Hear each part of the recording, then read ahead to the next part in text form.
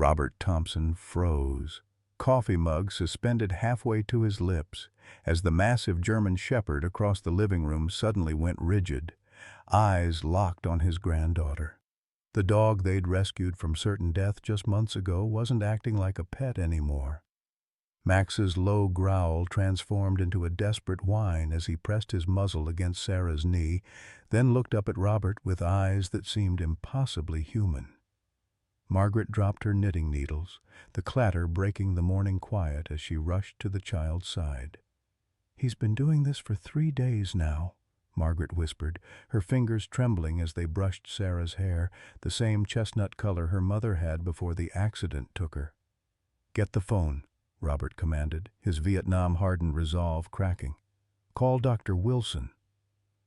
What was this animal trying to tell them about their precious granddaughter, and why did Robert suddenly feel like their borrowed time was running out? Leave a like and share your thoughts in the comments along with the city you're watching from now. Let's continue with the story. The Thompsons hadn't always lived in Montana. They'd moved to the small town of Riverview shortly after Karen's accident, seeking the peace of mountains and clean air to help heal wounds that Boston's busy streets only seemed to aggravate. The modest 2-bedroom ranch house sat on 3 acres of land, backing up to national forest, far from perfect for raising a young girl, but the best they could manage on Robert's pension and Margaret's small teacher's retirement. Margaret Thompson smoothed the quilt over her bed each morning with the same careful precision she'd once used to arrange first-grade desks. At 68, her hands showed more veins than they once had, but they remained steady, unlike her heart, which had never quite recovered from the phone call 8 years ago. The accident had been quick, they said. Karen wouldn't have suffered. Small comfort when you're suddenly responsible for raising your daughter's 2-year-old child. Robert spent his mornings on the covered porch regardless of weather, coffee mug warming hands that had once field-stripped M16s in the Vietnam rain. The war had taken much from him, including his faith in humanity, but it had given him discipline and a deep understanding of survival. At 70, his back ached most days, but he never complained. Complaints didn't put food on the table or pay Sarah's school fees. "We're making it work," he often told Margaret when bills piled higher than their savings. "One day at a time." Sarah Thompson had her mother's artistic talent and her unknown father's quiet resilience. At 10, she was small for her age, with serious eyes that sometimes made strangers uncomfortable, eyes that had seen too much loss too early. She filled sketchbooks with drawings that caught the essence of things, her grandmother's hands, her grandfather's profile against the sunset, the way light filtered through pine trees behind their home. She never drew her mother, though photographs of Karen filled the house. Their life had settled into comfortable routines. Robert fished, Margaret tended her vegetable garden. Sarah attended the local elementary school where teachers praised her intelligence while worrying about her tendency to keep to herself. They weren't rich by any standard. The second-hand clothes and careful grocery budgeting made that clear. But they had each other. Then came the weekend trip to Gallatin River, a rare treat funded by Robert's successful sale of a handcrafted wooden canoe to a summer tourist. Just 3 days of fishing and fresh air. A chance to make memories that didn't revolve around what they'd lost or what they couldn't afford. "You'll catch the biggest fish," Robert had promised Sarah as they packed the truck. The river's generous to newcomers. None of them could have imagined how that simple trip would transform their carefully balanced lives, or that the greatest gift would come in the form of a dying animal abandoned on a muddy roadside. The late September morning broke clear and cool as the Thompsons loaded their aging Ford F-150 for the weekend trip. Robert secured fishing rods in the truck bed while Margaret arranged coolers of sandwiches and thermoses of coffee. Sarah sat cross-legged on the porch steps, sketching the way morning light caught in the dewy spiderwebs between porch railings. "Almost ready, sweetheart," Margaret called, tucking an extra blanket behind the passenger seat. "Did you pack your rain jacket? The weather can turn quick in the mountains." Sarah nodded without looking up from her sketchbook. "It's in my backpack with my colored pencils." Robert checked his watch, a Timex his father had given him before he shipped out to Vietnam. "If we leave in 10 minutes, we'll miss the worst of Bozeman traffic." The drive began uneventfully, with Robert at the wheel, Margaret in the passenger seat reading aloud from a library book about Montana wildlife, and Sarah in the back seat alternating between watching the landscape and adding details to her sketch. They passed through Bozeman and headed south, the pavement eventually giving way to packed gravel as they moved deeper into Gallatin Canyon. "Your mother loved this drive," Margaret said softly, glancing back at Sarah. "She used to count eagles with Grandpa. Her record was 7 in one trip." Sarah pressed her nose against the window glass. "I've only seen 2 so far." "Keep looking," Robert encouraged, his eyes crinkling at the corners. "Day's still young." The gravel road narrowed as it wound alongside the river, requiring Robert's full attention. Recent rains had washed out sections, creating muddy patches and exposed rocks. The truck jolted over a particularly rough stretch, causing Margaret to grab the dashboard. "Sorry about that," Robert muttered, slowing the vehicle. "They sure don't maintain these back roads like they used to." Sarah had dozed off, her head resting against her bundled-up sweater, when Robert suddenly braked. The truck slid slightly on the damp gravel before coming to a complete stop.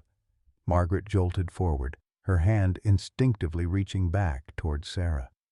"Robert! What on earth?" He was already unbuckling his seatbelt, his weathered face tense. "There's something on the road up ahead." Margaret squinted through the windshield, making out a dark shape at the edge of the gravel, partially hidden by tall grass. "An animal? Did we hit something?" "No, it was already there." Robert opened his door, the truck's chime joining the sound of rushing water from the nearby river. "Stay in the truck." "I'll check." The commotion woke Sarah, who rubbed her eyes and leaned forward between the front seats. "What's happening, Grandma?" Before Margaret could answer, Sarah had spotted her grandfather kneeling by the roadside. In an instant, the child was unbuckling her seatbelt and pushing open her door. "Sarah, wait!" Margaret called, but the girl was already running toward Robert, her sneakers slipping slightly on the muddy gravel. Robert looked up as his granddaughter approached, his face grave. "Stay back, Sarah. It's hurt pretty bad." But Sarah had already seen what had caused them to stop. A large German shepherd, its fur matted with mud and what appeared to be blood, lying motionless except for the shallow rise and fall of its rib cage. The dog's eyes were half closed, unfocused. "He's dying, Grandpa," Sarah whispered, dropping to her knees beside the animal. "We have to help him." Margaret had joined them now, her hand covering her mouth in distress. "Oh, the poor thing." "Someone must have hit him and just left him here." Robert sighed, looking up and down the deserted road. "Nearest vet's probably back in Bozeman. That's at least an hour, and I don't know if he'll make it that long." "What about in Gallatin Gateway?" Margaret suggested. "I remember seeing a veterinary clinic there when we drove through." Sarah had already placed her small hand on the dog's head, gently stroking between its ears. The animal's eyes flickered slightly at her touch, a faint whimper escaping its throat. "See, Grandpa? He knows we're trying to help," she said urgently. "We can't leave him." Robert and Margaret exchanged looks, the kind of silent communication developed over decades of marriage and shared hardships. The weekend fishing trip, so carefully planned and budgeted, would have to wait. Neither of them could deny the determined look in Sarah's eyes, a look they'd seen in her mother whenever Karen had set her mind to something. "I'll get the blanket from the truck," Margaret said decisively. Robert nodded, already assessing how to move the injured animal. "He's a big one. German shepherd. Purebred from the looks of him, probably weighs 80 pounds or more." When Margaret returned with the blanket, Robert carefully slid it underneath the dog, who offered no resistance beyond another weak whimper. On three, I'll lift him. He might snap if it hurts, so stay back, Sarah. But the dog didn't snap. As Robert gently raised him on the blanket, the animal's eyes found Sarah's, and something passed between them. A look of such profound understanding that Margaret later said it sent shivers down her spine. "It's okay, boy," Sarah whispered. "We're going to take care of you." The drive to Gallatin Gateway seemed endless, with Robert navigating the rough roads as smoothly as possible, while Margaret repeatedly checked on the dog in the back seat. Sarah had insisted on sitting beside the injured animal, cradling its massive head in her lap, her jeans soon soaked with mud and blood. "Talk to him, Sarah," Margaret encouraged. "Keep him awake if you can." So Sarah talked, a stream of consciousness that flowed from her like a prayer. She told the dog about her drawings, about the fish they were going to catch, about the eagles she'd spotted on the drive. The dog's eyes remained fixed on her face, as if her voice were a lifeline he was desperately clinging to. "There it is," Robert announced finally, turning the truck toward a small building with a weathered sign reading Gallatin Gateway Veterinary Clinic, Dr. James Wilson, DVM. Robert parked as close to the entrance as possible and hurried inside, while Margaret helped Sarah keep the blanket wrapped around the dog. Moments later, Robert emerged with a tall, lean man in his 60s, his silver hair cropped short in a style that suggested military background. "Bring him right in," the man directed, holding the door open as Robert carefully lifted the blanket. "Back room's ready." The veterinary clinic was small but spotlessly clean, smelling of antiseptic and pet food. Dr. Wilson led them through a waiting area with a few empty chairs directly into an examination room. A stainless steel table dominated the center, with cabinets and medical equipment lining the walls. "Put him here," Dr. Wilson instructed, patting the table. "Gently now." Robert placed the bundled dog on the table, and Dr. Wilson immediately began his examination, his hands moving with practiced efficiency over the animal's body. Sarah stood as close as Margaret would allow her, watching every movement with intense concentration. "What happened to him?" Dr. Wilson asked, checking the dog's pupils with a small penlight. "We found him by the roadside," Robert explained. "Looks like he might have been hit by a car." Dr. Wilson nodded, continuing his examination. "Dehydrated, malnourished, several lacerations, possible internal injuries." He glanced at Sarah's worried face and softened his clinical assessment. "But his pupils are responsive, which is a good sign." As the veterinarian cleaned away some of the mud to better assess the wounds, he paused, his expression changing. "Hold on a minute." He examined the dog's ear more closely, then checked along the animal's neck and shoulders. "What is it?" Margaret asked, noticing the change in the veterinarian's demeanor. "This isn't just any German shepherd," Dr. Wilson said slowly. "See this small scar behind his ear? And the muscle development pattern?" He ran his hand along the dog's flank. "This dog had professional training, military or police work. I'd bet my license on it." Robert stepped closer, his interest piqued. "How can you tell?" Dr. Wilson's weathered face broke into a small smile.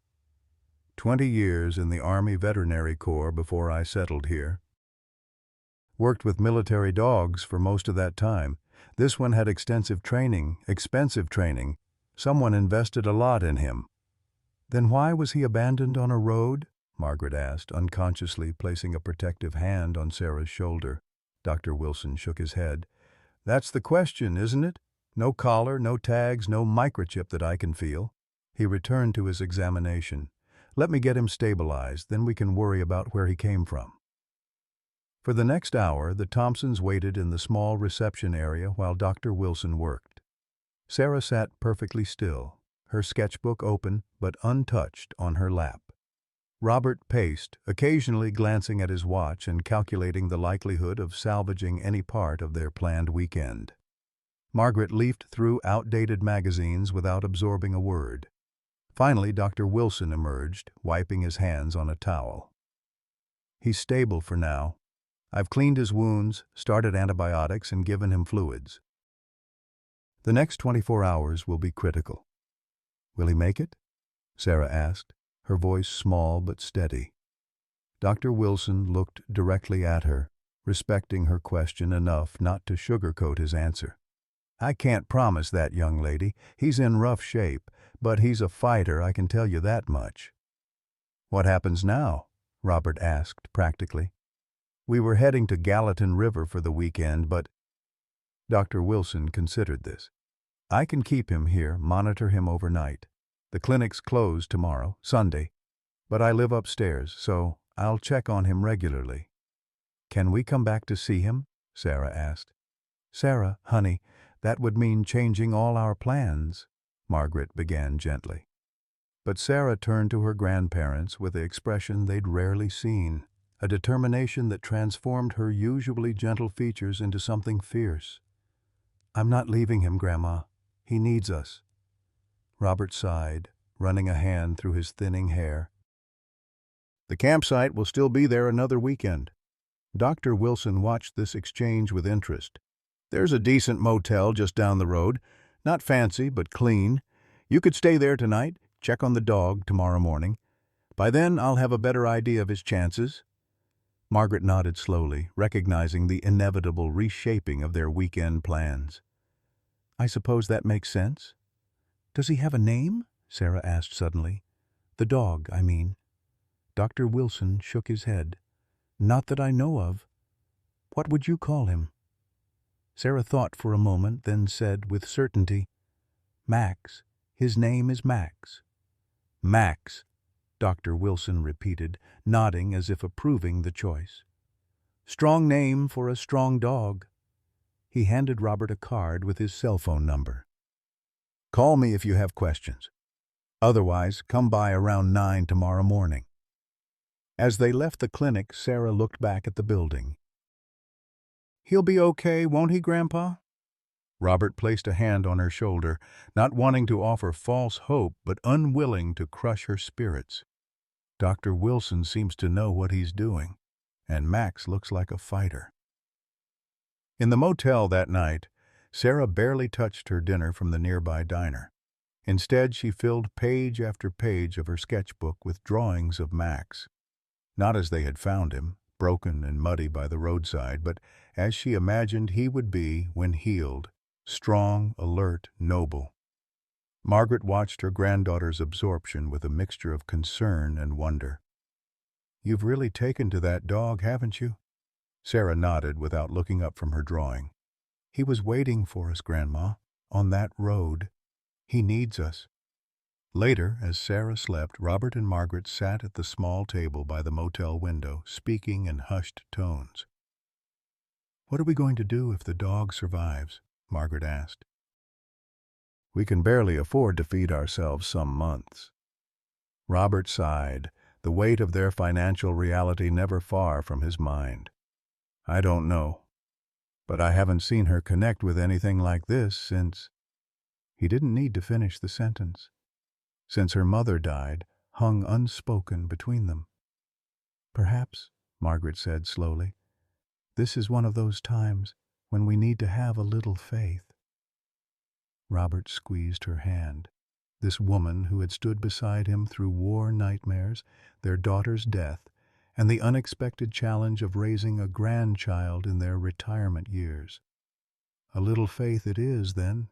The Thompsons arrived at Dr. Wilson's clinic promptly at 9 the next morning. Sarah had been up since dawn, too anxious to sleep, repeatedly asking when they could leave for the clinic. She'd drawn 3 more pictures of Max overnight, one showing him running alongside her in a sunlit field. "Remember, Sarah," Margaret cautioned as Robert parked the truck. "Dr. Wilson said Max was very badly hurt. He might not be much better today." Sarah nodded solemnly, clutching her sketchbook. "I know, Grandma, but he's strong." The clinic door was unlocked, despite the closed sign hanging in the window. Dr. Wilson greeted them in the waiting area, his face showing signs of a sleepless night. His silver hair stood up in places, and yesterday's clothes looked slept in. "How is he?" Robert asked immediately, noting the veterinarian's tired appearance. Dr. Wilson's weathered face broke into a small smile. "Better than I expected, to be honest. He made it through the night without any crisis. His vitals are stabilizing, and he's even taken a little water." Sarah's face lit up. "Can I see him?" "That's why I asked you to come," Dr. Wilson replied, leading them toward the back room. "He seems to respond to you, young lady. Started getting agitated this morning until I mentioned you'd be coming back." Margaret raised an eyebrow. "You told the dog Sarah was coming back?" Dr. Wilson shrugged. 40 years in veterinary medicine, Mrs. Thompson. Animals understand more than most people give them credit for. The examination room had been transformed overnight into a makeshift recovery area. The metal table was now padded with blankets, and an IV drip ran into Max's foreleg. The dog's coat had been cleaned, revealing a classic black and tan coloration. Some areas had been shaved to treat wounds, and white bandages wrapped his chest and one hind leg. Despite his injuries, Max's reaction to Sarah's entrance was immediate. His tail thumped weakly against the blankets, and he tried to raise his head. "Easy, boy," Dr. Wilson cautioned, checking the IV line. "You've got a lot of healing to do before you're running around." Sarah approached slowly, her hand outstretched. Max's eyes, alert now compared to their dull state yesterday, never left her face. When she reached his side, he gave a soft whine and licked her fingers. "He remembers me," Sarah whispered, her face glowing with a joy that made Margaret's heart constrict. It had been a long time since they'd seen Sarah this animated. "I'd say he definitely does," Dr. Wilson agreed. "Why don't you sit with him for a bit? I need to talk to your grandparents." While Sarah settled on a stool next to Max, speaking softly to him and showing him her drawings, Dr. Wilson led Robert and Margaret back to the waiting area. "I've been making some calls," he said, once they were out of Sarah's earshot. "Checking with police departments, military contacts, canine training facilities within a 100-mile radius. Nobody's missing a German Shepherd with his markings and training indicators." "So he was abandoned?" Margaret asked, disturbed by the thought. Dr. Wilson's expression darkened. "Possibly. Or he escaped from somewhere he shouldn't have been. Either way, no legitimate organization has reported him missing." Robert frowned. "What exactly does that mean?" "It means," Dr. Wilson said carefully, "that whoever invested in his training either doesn't want him found or doesn't want to admit he's missing. Neither scenario is particularly comforting." "Could he be dangerous?" Margaret asked, glancing toward the examination room where Sarah sat with the dog. Dr. Wilson considered this. "I don't think so, not to you anyway. His behavior with Sarah suggests he's well socialized with children. But he's definitely had specialized training beyond basic obedience." "What happens to him now?" Robert asked, already anticipating Sarah's inevitable question. "Well, officially, I should report him to animal control. They'd hold him for the required period, then—" Dr. Wilson trailed off, not needing to specify what happened to unclaimed animals in overcrowded shelters. Margaret's hand went to her throat. "Surely there are rescue organizations for German Shepherds, special adoption programs." "There are," Dr. Wilson acknowledged. "But with his injuries and unknown background, most rescues would struggle to place him. Medical costs alone would be prohibitive." A heavy silence fell between them. Robert stared out the window at their truck, mentally calculating their savings, monthly expenses, the cost of dog food. Margaret watched the examination room door, thinking of the light in Sarah's eyes when Max responded to her. "How long before he's well enough to leave your care?" Robert finally asked. Dr. Wilson studied him closely.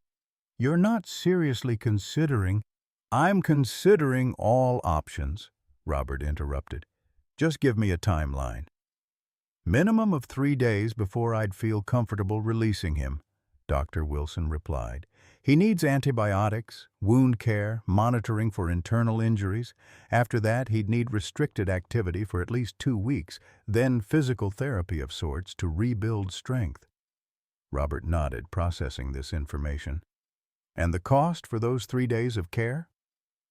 Dr. Wilson named a figure that made Margaret inhale sharply. It was nearly half their monthly income. "I see," Robert said flatly. "Look," Dr. Wilson said, lowering his voice, "I can work with you on the costs. Professional courtesy to a fellow veteran." He nodded toward Robert's Vietnam veteran's cap hanging from his belt loop. Before Robert could respond, Sarah appeared in the doorway, her face serious. "Max wants to come home with us, he told me." The adults exchanged glances, caught off guard by the child's certainty. "Honey," Margaret began gently, "Max needs special care right now. Dr. Wilson has all the medicine and equipment, but he needs us," Sarah insisted. "He gets scared when we're not here, I can tell." Dr. Wilson cleared his throat. "Your grandparents and I are discussing what's best for Max, Sarah. Sometimes what we want isn't the same as what's medically advisable." Sarah looked directly at Dr. Wilson, her gaze disconcertingly adult. "You said he responds to me. That means he'll heal better if I'm with him." The veterinarian couldn't quite suppress a smile at her logic. "You make a compelling argument, young lady. But Max needs time to recover here first, no matter what happens afterward." Sarah seemed to accept this compromise. "Can we visit him every day?" "We live an hour away, sweetheart," Margaret reminded her. "And you have school tomorrow." Sarah's face fell, and she turned back toward the examination room. "I promised him we wouldn't leave him alone." Robert watched his granddaughter's slumped shoulders, remembering another child, his daughter, and the promises he hadn't been able to keep to her. The memory made his decision for him. "Dr. Wilson," he said quietly, "what if we stayed locally for those 3 days? There must be affordable places nearby." Margaret looked at him in surprise. "Robert, your pension check doesn't come until next week, and we've already spent—" "I've got the emergency fund," he interrupted. $300 in the tackle box. Should cover a few nights at that motel and some simple meals." Dr. Wilson, watching this exchange, made his own decision. "I have a spare room upstairs. Nothing fancy. It was my son's before he moved to Seattle. You'd be welcome to use it. Save the motel cost at least." "We couldn't impose," Margaret started to say. "It's no imposition," Dr. Wilson insisted. "I could use the company, and it would let Sarah spend time with Max during his critical recovery period." He smiled at the child, who had turned back to listen. "Besides, I get the feeling if I don't make this offer, I'll have a young lady camping on my clinic floor anyway." For the next 3 days, the Thompsons settled into an unexpected routine. Robert called Sarah's school to explain her absence. A family emergency, not entirely untrue. Margaret rescheduled her volunteer shift at the community library. They took turns driving back to their house for changes of clothing and to check the mail. Dr. Wilson's spare room was small but comfortable, with twin beds and a rollaway cot he produced from a storage closet. His upstairs apartment above the clinic was tidy but clearly a bachelor's domain, with minimal decoration and functional furniture. Photos of military service and veterinary school graduations lined one wall. A collection of dog training manuals filled a bookshelf. "Korean War?" Robert asked on their first evening, noticing a particular photograph of a younger Wilson with a military working dog. "Vietnam, actually. 68 to 71, Wilson replied. "Veterinary corps attached to the 25th Infantry, mostly handled scout dogs and mine detection dogs." Robert nodded, a world of shared understanding passing between them. "1st Cavalry, 68 to 70.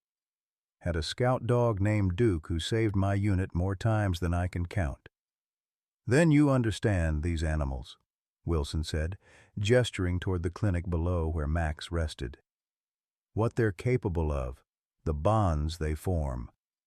Each day, Max showed remarkable improvement. By the second day, he was able to stand briefly with assistance. By the third, he could walk a few steps, though his movements were stiff and clearly painful.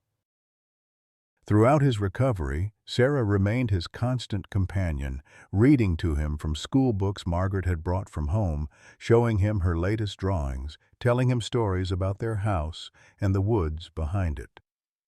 On the afternoon of the third day, Dr. Wilson conducted a thorough examination of Max, checking his wounds, listening to his heart and lungs, testing his reflexes. Sarah watched anxiously from the corner of the room.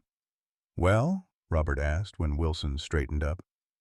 "Medically speaking, he's stable enough to be released to home care," Wilson said carefully. "The wounds are healing well, no signs of infection. He'll need continued antibiotics and pain management, restricted activity, regular wound checks." He paused. "But that assumes he has a home to go to." The moment of decision had arrived. Margaret looked at Robert, leaving the final word to him as she had in all major financial matters throughout their marriage. Robert looked at Sarah, whose pleading expression needed no words. Then he looked at Max, who had somehow worked his way into their lives in just 3 days. "He does have a home," Robert said finally. "With us, if you'll tell us what we need to do to care for him properly." Sarah let out a small cry of joy and threw her arms around her grandfather's waist. Even Max seemed to understand, his tail thumping against the examination table. Dr. Wilson nodded, satisfaction evident in his expression. "I thought you might say that I've already prepared a care package, medications, bandage supplies, detailed instructions."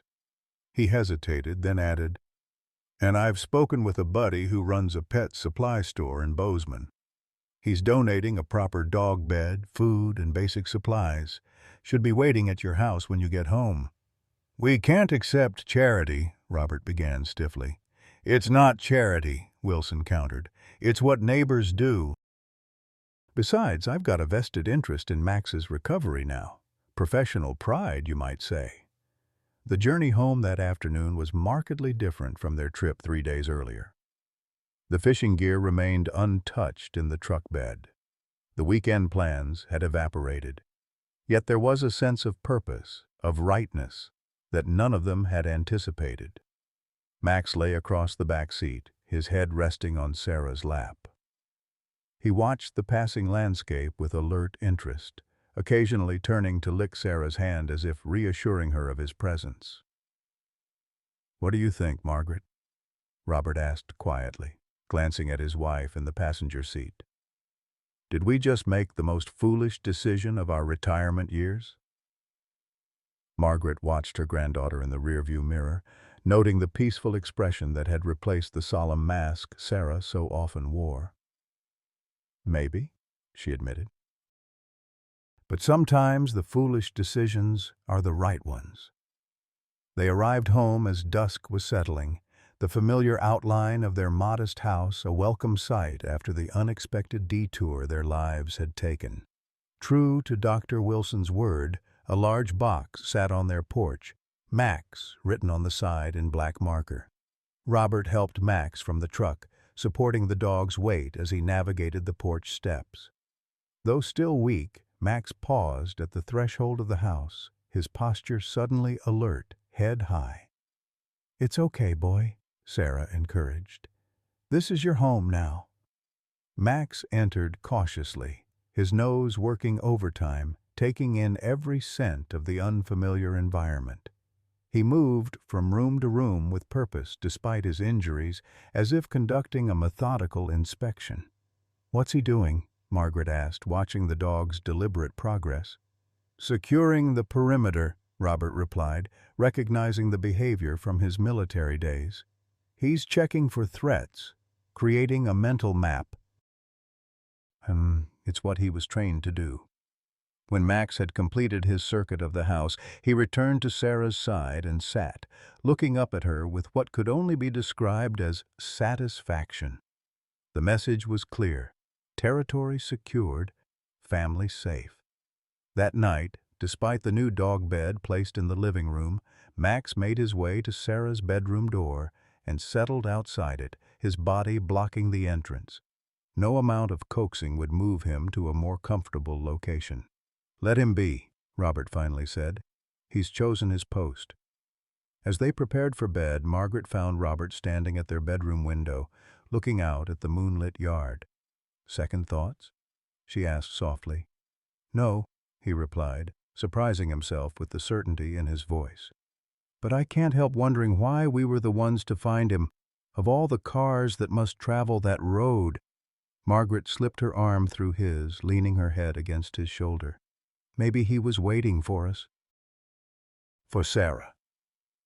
Robert didn't respond, but in the quiet of their bedroom he allowed himself to consider the possibility that in trying to save the dog, they had stumbled upon something their family desperately needed, though what exactly that might be he couldn't yet say. The integration of Max into the Thompson household proceeded with surprising ease over the following weeks. Despite his injuries, the German Shepherd quickly adapted to their routines, displaying an intelligence and awareness that sometimes startled them. He seemed to understand house rules without being taught, never jumping on furniture or begging at the table. He waited patiently by the door when he needed to go outside. Most remarkably, he appeared to recognize their spoken words beyond the usual dog commands, turning his head attentively whenever Sarah's name was mentioned. "It's almost like he understands English," Margaret commented one morning as she prepared breakfast. Max had immediately risen from his spot by the refrigerator when she'd casually asked Robert if he thought Sarah would want pancakes or cereal. Robert watched the dog pad toward Sarah's bedroom. Military dogs are trained to recognize hundreds of words. Part of what makes them effective in the field. Max's physical recovery progressed steadily. The deep lacerations on his flank healed into neat pink scars. His limp gradually diminished, though he still favored his right hind leg when tired. Once a week, they drove him to Dr. Wilson's clinic for checkups, which the veterinarian insisted on providing at no charge. "Consider it my contribution to science," Wilson said when Robert tried to pay. "I've never seen an animal recover this quickly from such extensive injuries. He's remarkable." Sarah returned to school, reluctantly at first, worried about leaving Max alone, but her concerns proved unfounded. Max adapted to her absence with dignified patience, stationing himself by the living room window where he could watch for the school bus each afternoon. The moment Sarah stepped off the bus, Max's entire demeanor would change from quiet sentinel to barely contained joy, his tail wagging furiously, though he never barked. Margaret noticed other changes, too, in Sarah. The girl smiled more often. She engaged in conversation at dinner instead of picking silently at her food. Her art teacher sent home a note praising her renewed creative energy. Even her posture seemed different, less hunched, more open to the world. "It's the dog," Margaret told Robert one evening as they watched Sarah and Max through the kitchen window. They were in the backyard, Sarah throwing a soft ball for Max to retrieve. Gentle exercise Dr. Wilson had recommended for rebuilding muscle. "He's brought something out in her." Robert nodded, though his expression remained guarded. "Dogs are good that way. Duke was the same for me in Vietnam. Kept me human when everything around us was insanity." "It's more than that," Margaret insisted. "This feels specific somehow, like they're connected." If Robert was skeptical of this assessment, events over the next few days gave him reason to reconsider. It began on a Tuesday afternoon, about 4 weeks after Max had joined their family. Sarah had returned from school unusually quiet, picking at her snack without appetite. Max, typically content to lie at her feet while she did homework, instead sat directly in front of her, staring intently at her face. "Do you feel all right, honey?" Margaret asked, noticing Sarah's pallor. "I'm just tired," Sarah replied, rubbing her left knee absently. "We had gym class today." Max whined softly, nudging Sarah's hand away from her knee and pressing his nose against the spot she had been rubbing. Then he looked up at Margaret with an expression that seemed almost imploring. "Does your knee hurt?" Margaret asked, her attention drawn by Max's behavior. Sarah shrugged. "A little. I bumped it on the bleachers." Margaret might have accepted this explanation if not for Max's continued focus. The dog wouldn't leave Sarah's side that evening, and twice more he nudged at her knee, whining softly each time. The pattern repeated the next day and the next. By Friday, Margaret noticed Sarah was favoring her left leg slightly when she walked. When questioned, Sarah admitted the pain had increased, though she insisted it wasn't a big deal. "Maybe we should have Dr. Winters take a look," Margaret suggested, referring to their family physician in Bozeman. "Better safe than sorry." Sarah protested. She hated doctors' offices, but agreed when Robert pointed out they could stop by Dr. Wilson's clinic afterward to show Max how well she was taking care of herself. The appointment with Dr. Winters revealed nothing alarming. "Probably just a mild sprain," he concluded after examining Sarah's knee. "I'll wrap it for support. Rest, ice, the usual routine. If it's not better in a week, bring her back and we'll take x-rays." Sarah seemed relieved by this diagnosis, but Max's behavior didn't change. If anything, his attention to her knee intensified. He began sleeping directly against her left leg at night. During the day, he would frequently press his nose against the spot, then look up at whoever was nearby with what Margaret increasingly interpreted as distress. "Something's not right," Margaret told Robert after a week had passed with no improvement. "Max knows it. I can feel it." Robert had been skeptical at first, attributing Max's behavior to normal canine protectiveness, but even he had to admit there was something unusually specific about the dog's focus. "What do you suggest?" Dr. Winters already checked her out. "I want a second opinion," Margaret said firmly. "And I want to tell the doctor about Max's behavior." Robert raised an eyebrow. "You think a medical doctor is going to take a dog's diagnosis seriously?" Margaret lifted her chin, a gesture that after 45 years of marriage, Robert recognized as non-negotiable determination. "I think a good doctor listens to all the information available. And right now, Max is telling us something we need to hear." The earliest appointment available with a pediatric orthopedist in Bozeman was 2 weeks away, an eternity to Margaret, who watched with growing concern as Sarah's limp became more pronounced. Dr. Wilson, informed of the situation during Max's regular checkup, offered his own perspective. "Animals perceive things we don't," he said thoughtfully, watching Max circle Sarah protectively. "Sense, subtle changes in behavior, even alterations in body temperature." In the military, we had dogs who could detect improvised explosives that the most sophisticated equipment missed. "This isn't an explosive, James," Robert said, using the veterinarian's first name as they had begun to do in recent weeks. "It's a kid's sore knee." Wilson nodded. "True, but the principle is the same. Dogs sense things outside our range of perception." He hesitated, then added, "There have been some interesting studies recently about dogs detecting certain medical conditions through scent. Diabetes, seizures, even some forms of cancer."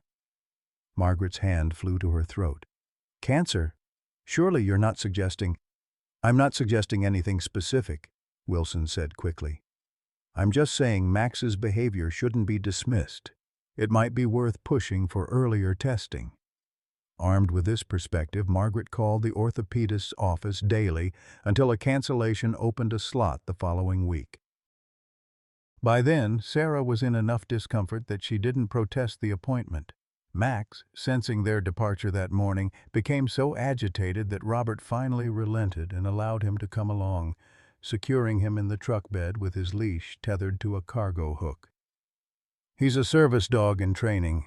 Robert told the receptionist at the medical building when she questioned Max's presence in the waiting room. The lie came easily, smoothing their path as medical staff assumed some official capacity for the dignified German shepherd sitting alertly at Sarah's side. Dr. Eleanor Reeves, the orthopedist, was a brisk, efficient woman in her 50s who seemed unperturbed by Max's presence. "Military dog?" she asked Robert, noticing the way Max positioned himself. "Rescued," Robert replied. "But yes, he had professional training." Dr. Reeves nodded. "My brother works with the K9 unit in Seattle PD. Remarkable animals." She turned her attention to Sarah. "Let's take a look at this knee of yours." The examination was thorough. Dr. Reeves manipulated Sarah's knee gently but firmly, asking about pain levels and testing range of motion. Throughout, Max watched intently, his posture tense. "Any previous injuries to this leg?" Dr. Reeves asked. Sarah shook her head. "I'm not really into sports." "She's more of an artist," Margaret explained. "Always has been." Dr. Reeves made a note in her chart. "And when did the pain begin, exactly?" Sarah thought about this. "Maybe a month ago. It wasn't bad at first. I thought I just bumped it. And it's been getting progressively worse." Sarah nodded. "It hurts most in the morning or when I've been sitting a long time." Dr. Reeves glanced at Max, who hadn't taken his eyes off Sarah's knee. "Your dog seems very concerned." "He's the reason we're here, actually," Margaret admitted. "He started acting strangely about Sarah's knee before we even knew something was wrong. Our veterinarian thought it might be significant." Instead of dismissing this information, Dr. Reeves looked thoughtful. "There's actually some interesting research on canine detection abilities in medicine. Not mainstream yet, but compelling." She made another note. "I'd like to get some X-rays and possibly an MRI if the X-rays indicate a need." The X-ray facility was in the same building, allowing Max to accompany them to the waiting area, though he couldn't enter the procedure room itself. When the technician called Sarah's name, Max whined anxiously, straining against his leash as Sarah disappeared down the hallway. "He doesn't like being separated from her," Robert explained to a curious mother and child waiting for their own appointment.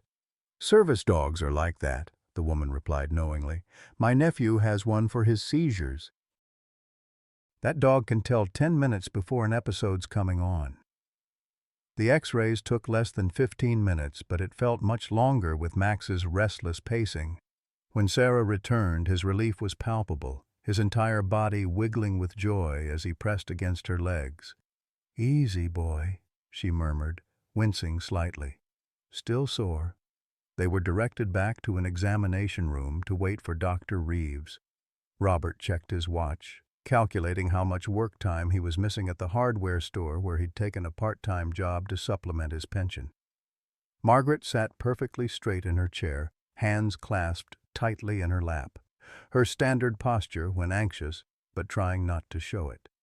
When Dr. Reeves finally entered, her expression was carefully neutral. "The X-rays show something concerning," she said without preamble. "There's an abnormality in the bone structure of Sarah's distal femur, the lower part of the thigh bone near the knee joint." "What kind of abnormality?" Robert asked, his voice steady though his face had paled. Dr. Reeves placed the X-ray films on a light box mounted to the wall. "See this area here?" She pointed to a section of bone that appeared less dense than the surrounding tissue. "This irregular growth pattern isn't typical of a sports injury or simple trauma." "What is it then?" Margaret asked, her fingers finding Robert's hand. "I can't make a definitive diagnosis from X-rays alone," Dr. Reeves said carefully. "But these findings are consistent with a type of bone tumor. I want to schedule an MRI immediately, followed by a biopsy if the MRI confirms my suspicions."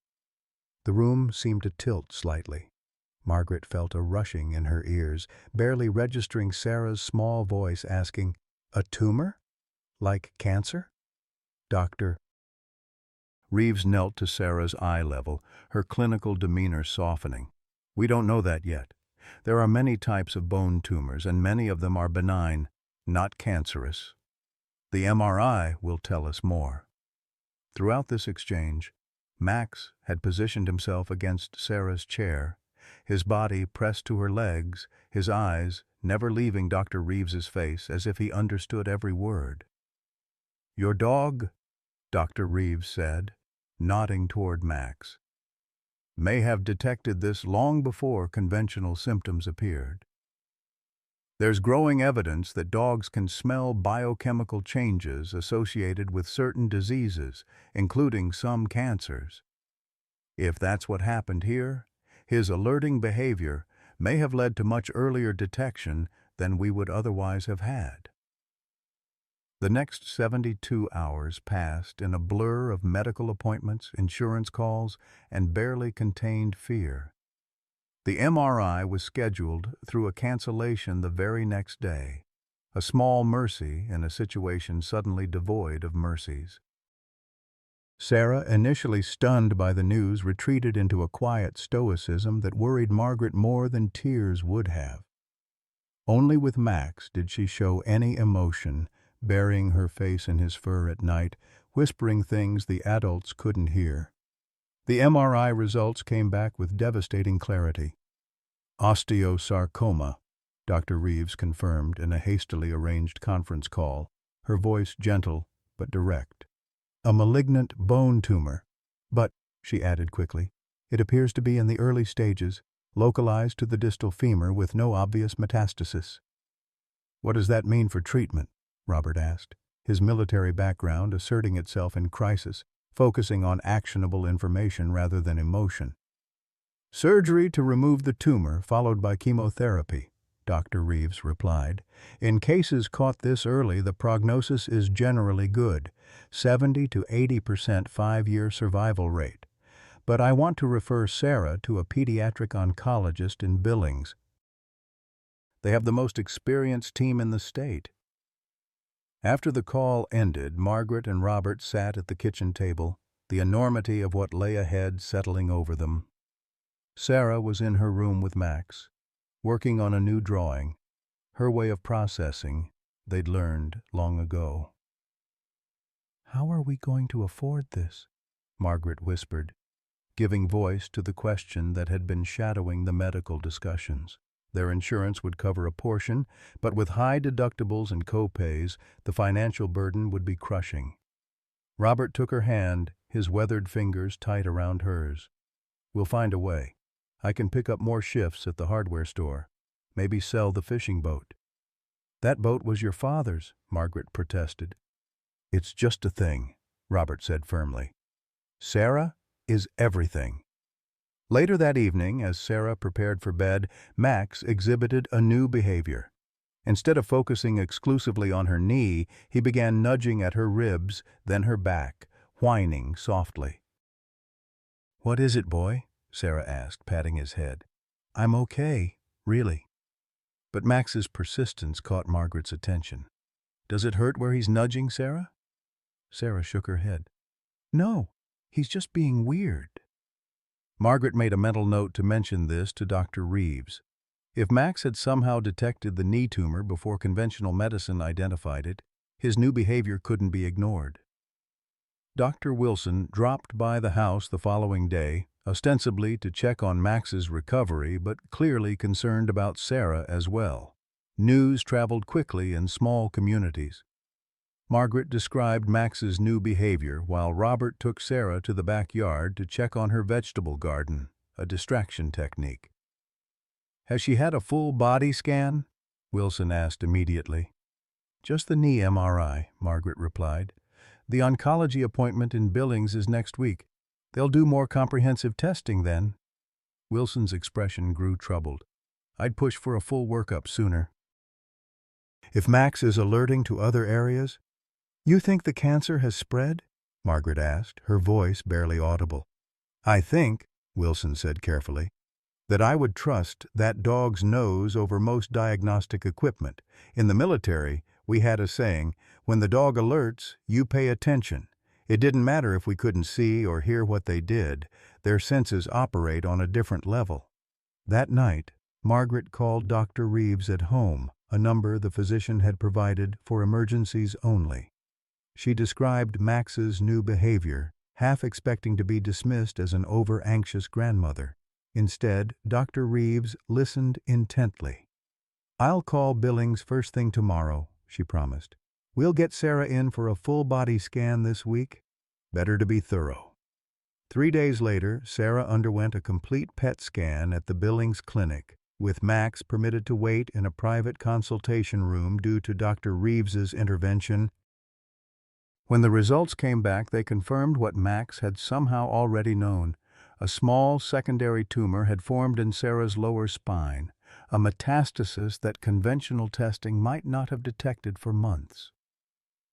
"I've never seen anything like it," Dr. Reeves admitted to Margaret and Robert while Sarah was getting blood drawn. "That dog identified both tumor sites before she was even showing clear symptoms. Without that early detection," she didn't finish the sentence, but she didn't need to. "Without Max, they might have discovered the cancer too late." The treatment plan became more complex. Surgery would still be needed for the knee tumor, but the spinal metastasis would require specialized radiation therapy. The oncologist, Dr. Patel, outlined a 6-month treatment protocol that would require frequent trips to Billings, nearly 2 hours from their home. "I won't sugarcoat this," Dr. Patel said, her gentle Indian accent softening the harsh reality of her words. "The treatment will be difficult, but Sarah is young, otherwise healthy, and most importantly, we've caught this remarkably early. That gives us a significant advantage." As they drove home from Billings that evening, Sarah fell asleep in the back seat, exhausted from the day's procedures. Max lay beside her, his head resting protectively on her lap. Margaret turned to look at them, then met Robert's eyes briefly. "He knew," she whispered. "Somehow, he knew." Robert nodded, his throat tight. "The question is, how do we thank the dog who's saving our granddaughter's life?" In the weeks that followed, their modest home transformed into a medical management center, a calendar on the refrigerator filled with appointment dates. The bathroom cabinet overflowed with prescription bottles. Margaret set up a small desk in the living room specifically for organizing insurance paperwork and medical bills, which arrived with alarming frequency and even more alarming amounts due. Sarah's first surgery, to remove the knee tumor and replace the affected bone section with a prosthetic, was scheduled for the following month. In the meantime, she began preliminary rounds of chemotherapy to shrink both tumors and prevent further spread. The side effects hit hard: nausea, fatigue, hair loss. Through it all, Max remained her constant companion, somehow sensing when the nausea would strike and alerting Margaret or Robert minutes before Sarah herself realized she needed the antiemetic medication. Dr. Wilson continued his weekly visits, now checking both Max's healed injuries and Sarah's condition. His interest had become professional as well as personal. He began documenting Max's alerting behaviors, consulting with colleagues in veterinary medicine about the growing field of medical detection dogs. "What Max is doing isn't entirely unprecedented," he explained one evening as they sat on the porch while Sarah napped inside. "There are trained dogs who can detect diabetic blood sugar changes, impending seizures, even certain cancers from breath or urine samples, but his ability to locate specific tumors in the body without any formal training, that's extraordinary." "Could his military training have included some form of medical detection?" Robert asked. Wilson considered this. "Possible, but unlikely.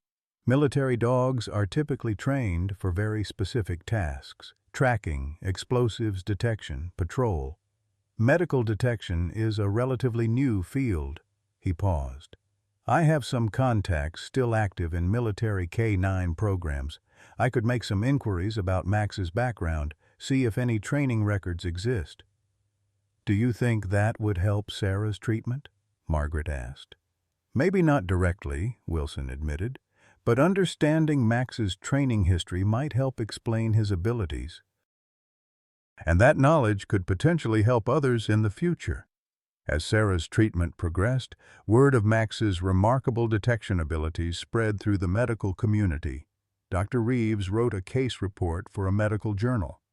Dr. Patel invited a researcher from a canine cognition lab to observe Max during one of Sarah's checkups. Local news picked up the story. Rescued dog detects cancer, saves girl's life. The attention brought unexpected support. A local charity that assisted families of children with cancer reached out, offering to help with transportation costs to Billings. The hardware store where Robert worked part-time organized a fundraiser that covered 2 months of insurance co-pays. Sarah's classmates made Team Sarah and Max t-shirts, which they wore every Friday. But the growing attention also brought scrutiny and skepticism. A letter to the editor in the Bozeman Chronicle questioned the scientific validity of diagnostic dogs, suggesting the Thompson story was merely a lucky coincidence being exploited for media attention. An oncologist from Missoula published a rebuttal to Dr. Reeves's case report, arguing that anecdotal evidence of canine detection shouldn't be given credence in serious medical journals. The controversy reached its peak when a national morning show contacted the Thompsons, requesting an interview with Sarah and Max.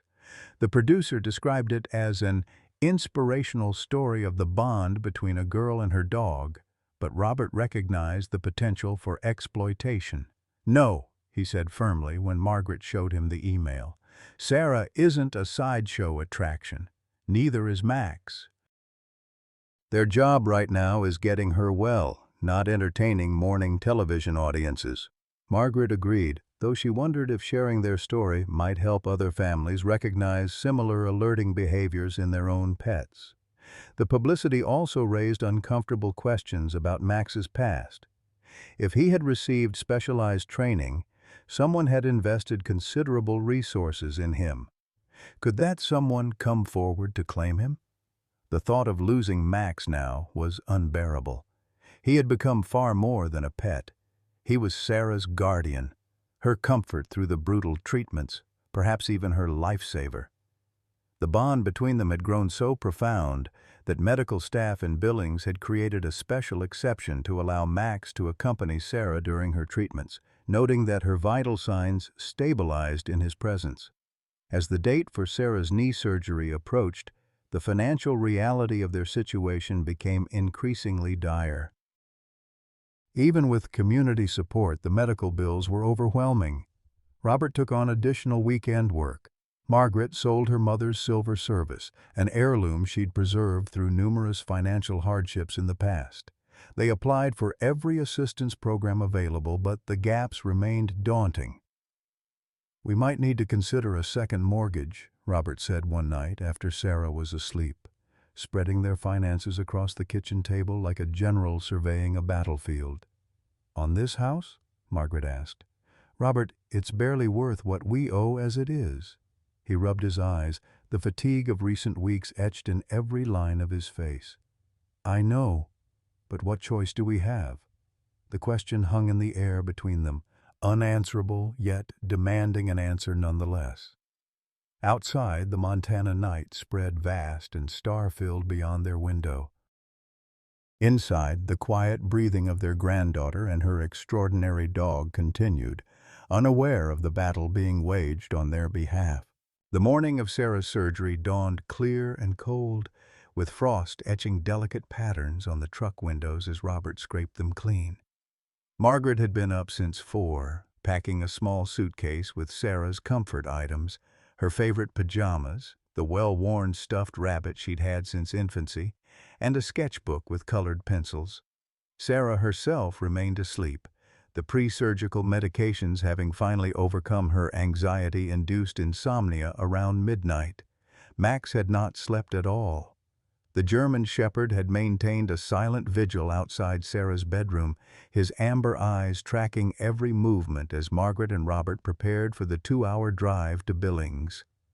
Only when Robert carried the still drowsy Sarah to the truck did Max finally rise, following with the focused intensity that had become his hallmark.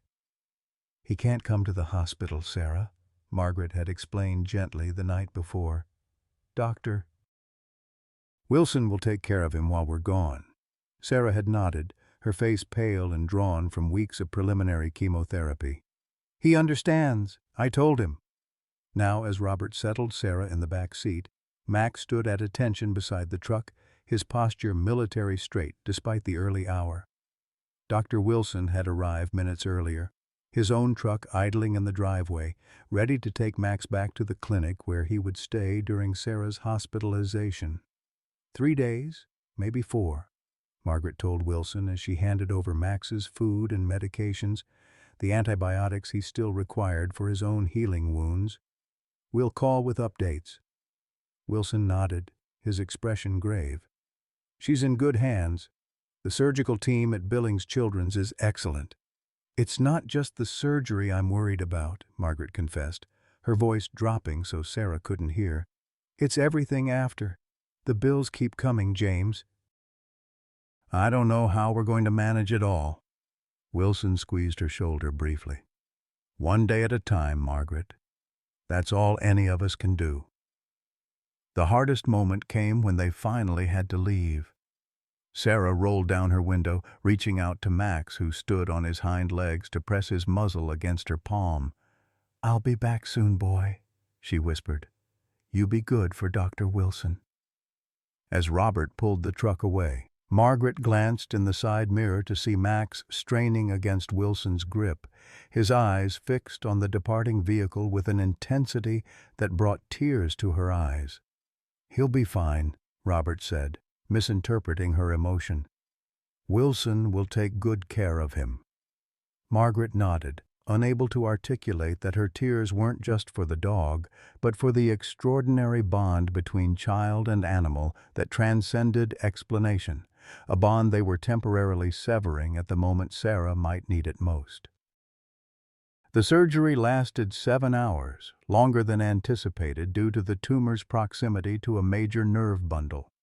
Margaret and Robert maintained their own vigil in the surgical waiting room, making periodic trips to the cafeteria more to fill time than from hunger.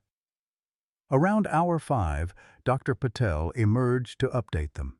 The tumor removal was complete, the prosthetic bone segment was being installed. Everything was proceeding as well as could be expected.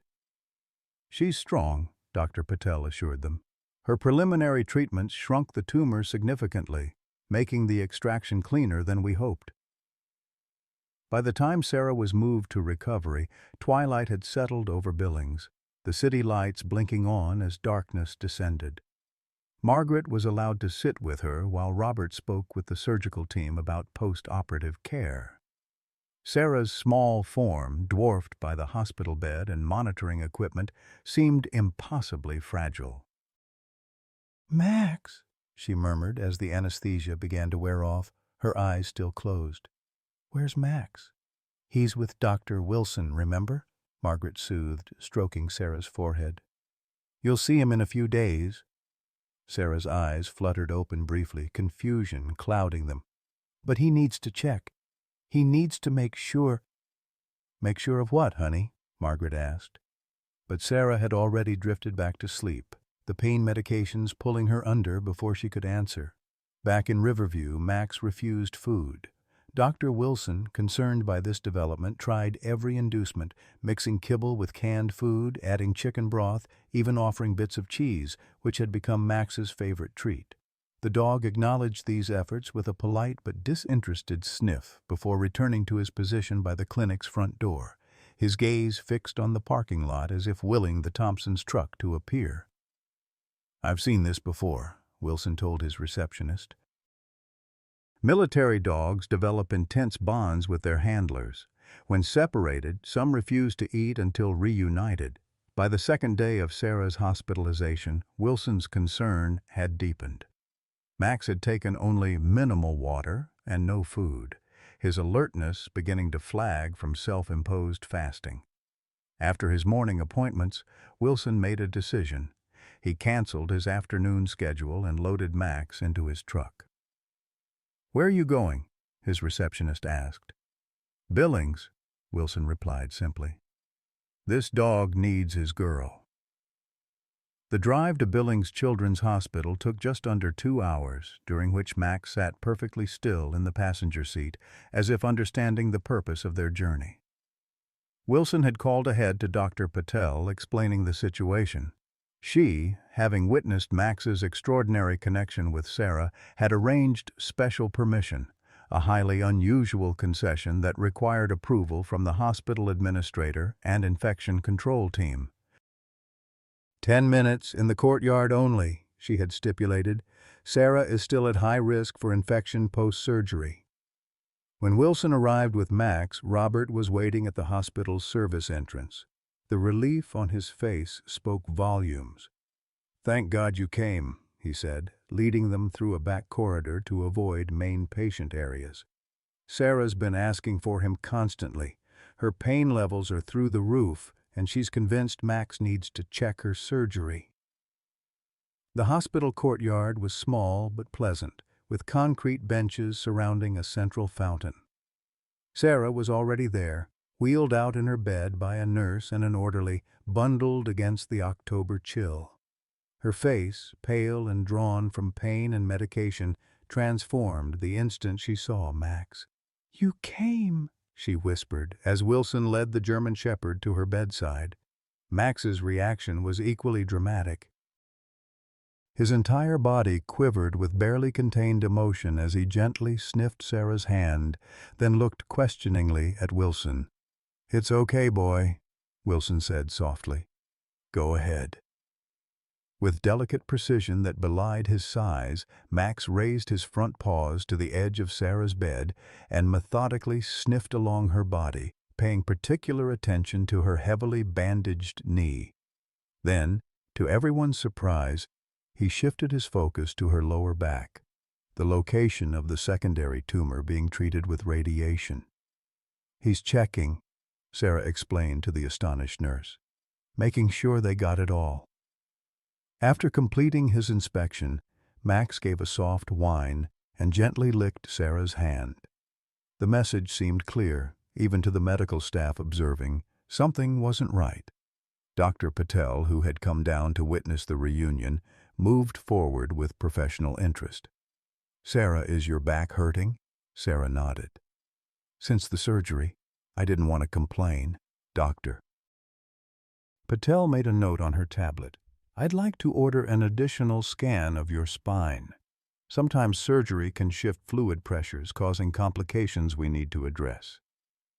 The brief reunion seemed to rejuvenate both Sarah and Max. The dog accepted a treat from Wilson for the first time since their separation, while Sarah's vital signs stabilized to their best levels since surgery. When it came time to part again, Sarah showed surprising composure. "He needs to go home with you now, Grandpa," she said to Robert.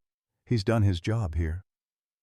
The additional scan Dr. Patel ordered revealed a small buildup of fluid near Sarah's spinal tumor, creating pressure that explained her increased pain. A minor procedure relieved the issue, and by the 4th day post-surgery, Sarah was cleared to return home with a comprehensive outpatient treatment plan. The homecoming was subdued but joyful. Max, who had returned with Robert 2 days earlier, waited on the porch as Margaret helped Sarah from the truck to her wheelchair, a temporary necessity while her surgical sight healed. The dog's entire demeanor had transformed from dejected to alert guardian, once again assuming his self-appointed role as Sarah's protector. Life settled into a new routine dictated by Sarah's recovery and ongoing treatment. 3 times weekly, Robert drove her to Billings for radiation therapy targeting the spinal tumor. On alternate days, a home health nurse visited to check her surgical site and administer medications. Max attended every appointment, every treatment, his behavior so impeccable that even the most skeptical medical professionals began to accept his presence without question. As October gave way to November, the medical bills continued to accumulate with devastating regularity. Margaret spent hours on the phone with insurance representatives, negotiating payment plans and appealing coverage denials. Robert took on a third part-time job, working nights at a warehouse when he wasn't driving Sarah to appointments or handling his regular hardware store shifts. "We can't keep going like this," Margaret admitted one night after reviewing their dwindling savings. "Something's got to give." "Not Sarah's treatment," Robert said firmly. "Everything else is negotiable." The everything else soon included their modest lifestyle.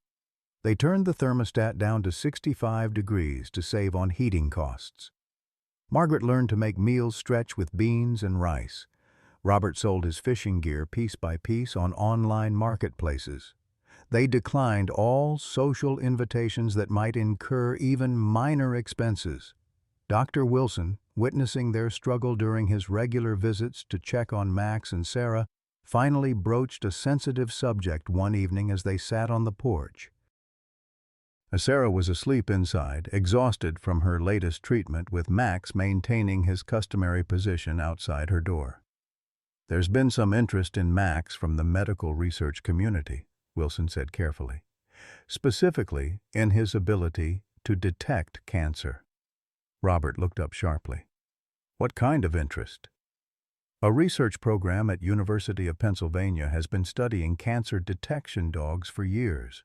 They've developed protocols for training dogs to identify certain cancers from samples, but Max's ability to detect tumors in vivo, directly in the body, that's something they're very interested in documenting." Margaret set down her mending. "What exactly are you suggesting, James?" Wilson took a deep breath. "They've offered to fly Sarah and Max to Philadelphia for evaluation. All expenses paid. They want to run tests, document Max's abilities under controlled conditions. If he performs as we've seen, they're prepared to offer substantial research funding." "Funding for them or for us?" Robert asked bluntly. "Both," Wilson replied. "Their standard protocol includes compensation for participants. In this case, given the extraordinary nature of Max's abilities, they're offering $20,000 for a 2-week evaluation period." The amount hung in the air between them. $20,000 would cover their outstanding medical bills and provide a cushion for the months of treatment still ahead. "And what would this involve for Sarah?" Margaret asked, her protective instincts flaring. "She's in the middle of treatment. She can barely walk after radiation days." "I've discussed her condition with them," Wilson assured her. "They would coordinate with her medical team here, ensure all her treatments continue without interruption. Their facility is adjacent to Children's Hospital of Philadelphia, one of the best pediatric oncology centers in the country." Robert's expression remained skeptical. "And Max, what would they do with him?" "Observation, primarily. They'd have him perform detection tests with Sarah and other volunteer patients. No invasive procedures." Wilson leaned forward. "Robert, Margaret, this could help, not just with your financial situation, but potentially advance cancer detection for countless others. And if Max's abilities can be scientifically validated, it might open doors for additional support for Sarah's ongoing care." After Wilson left, Margaret and Robert sat in silence, watching the stars emerge in the clear Montana sky. "What do you think?" Margaret finally asked. Robert ran a hand over his face, the weariness of recent months etched in every line. "I think we're out of options. But it has to be Sarah's decision. We're not parading her and Max around like circus performers unless she wants to do it." When they presented the opportunity to Sarah the next morning, her reaction surprised them. Instead of resistance, she showed immediate interest. "Max could help other kids like me?" she asked, her eyes brightening with the first real enthusiasm they'd seen in weeks. "That's the idea," Robert confirmed. "But it would mean traveling to Philadelphia, staying in a strange place, letting doctors run tests." Sarah looked down at Max, who sat attentively beside her wheelchair. "He'd be with me the whole time?" "They want both of you," Margaret assured her. "They're interested in how you work together." Sarah nodded thoughtfully. "Then We should do it. Max found my cancer when nobody else could see it. Maybe he can do that for other kids, too. The decision made, events moved with surprising speed. The research program, eager to document Max's abilities, arranged flights, accommodations, and medical coordination within days. Sarah's Billings medical team, initially skeptical, became supportive after reviewing the research protocols and credentials of the Philadelphia team. By mid-November, the Thompsons found themselves boarding a commercial flight to Philadelphia, a journey none of them had anticipated when they discovered an injured German shepherd by a Montana roadside just months earlier. Max, wearing a service dog vest provided by the research program, traveled in the cabin at Sarah's feet, his behavior so exemplary that several passengers commented admiringly to the flight attendants. "Your dog is better behaved than most children," an elderly woman told Sarah as they deplaned in Philadelphia. "So dignified." Sarah smiled, her hand resting on Max's head. "He's not really mine. We saved each other." The research facility exceeded their expectations. Located in a modern building on the university campus, it featured state-of-the-art equipment alongside comfortable accommodations for both human and canine participants. The staff, a mix of veterinarians, physicians, and cognitive researchers, welcomed them with professional enthusiasm tempered by sensitivity to Sarah's condition. "We've coordinated with your oncology team in Montana," Dr. Eleanor Chen, the program director, explained during their orientation. "You'll continue your scheduled treatments here at CHOP, Children's Hospital of Philadelphia. We've arranged transportation between facilities and ensured all your records have been transferred." The testing began the following day. First, the researchers documented Max's basic abilities, having him detect which of several identical containers held biological samples from cancer patients. Max performed flawlessly, identifying every positive sample without hesitation. Next came more complex tests, with samples representing different cancer types and stages. Again, Max demonstrated extraordinary accuracy. "This alone would make him exceptional," Dr. Chen told Robert and Margaret as they observed from behind a one-way mirror.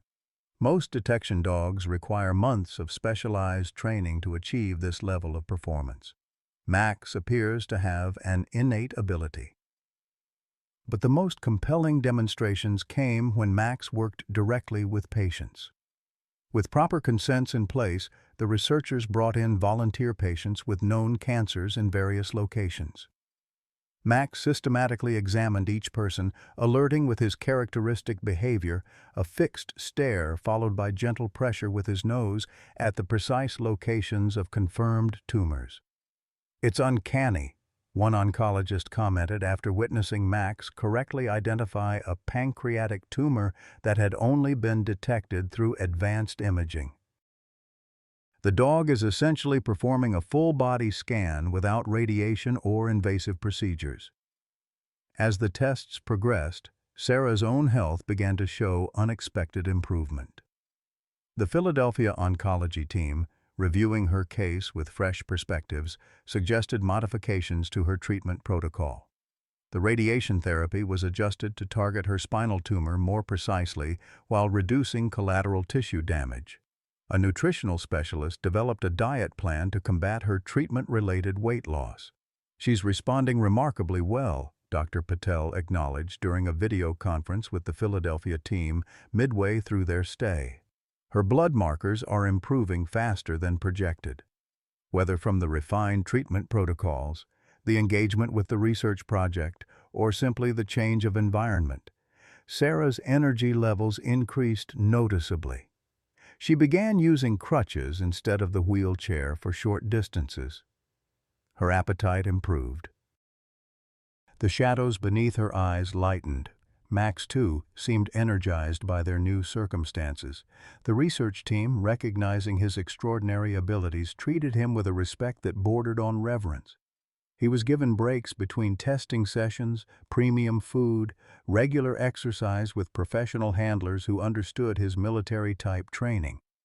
For the first time since joining the Thompson family, Max was being acknowledged as the exceptional animal they had always known him to be.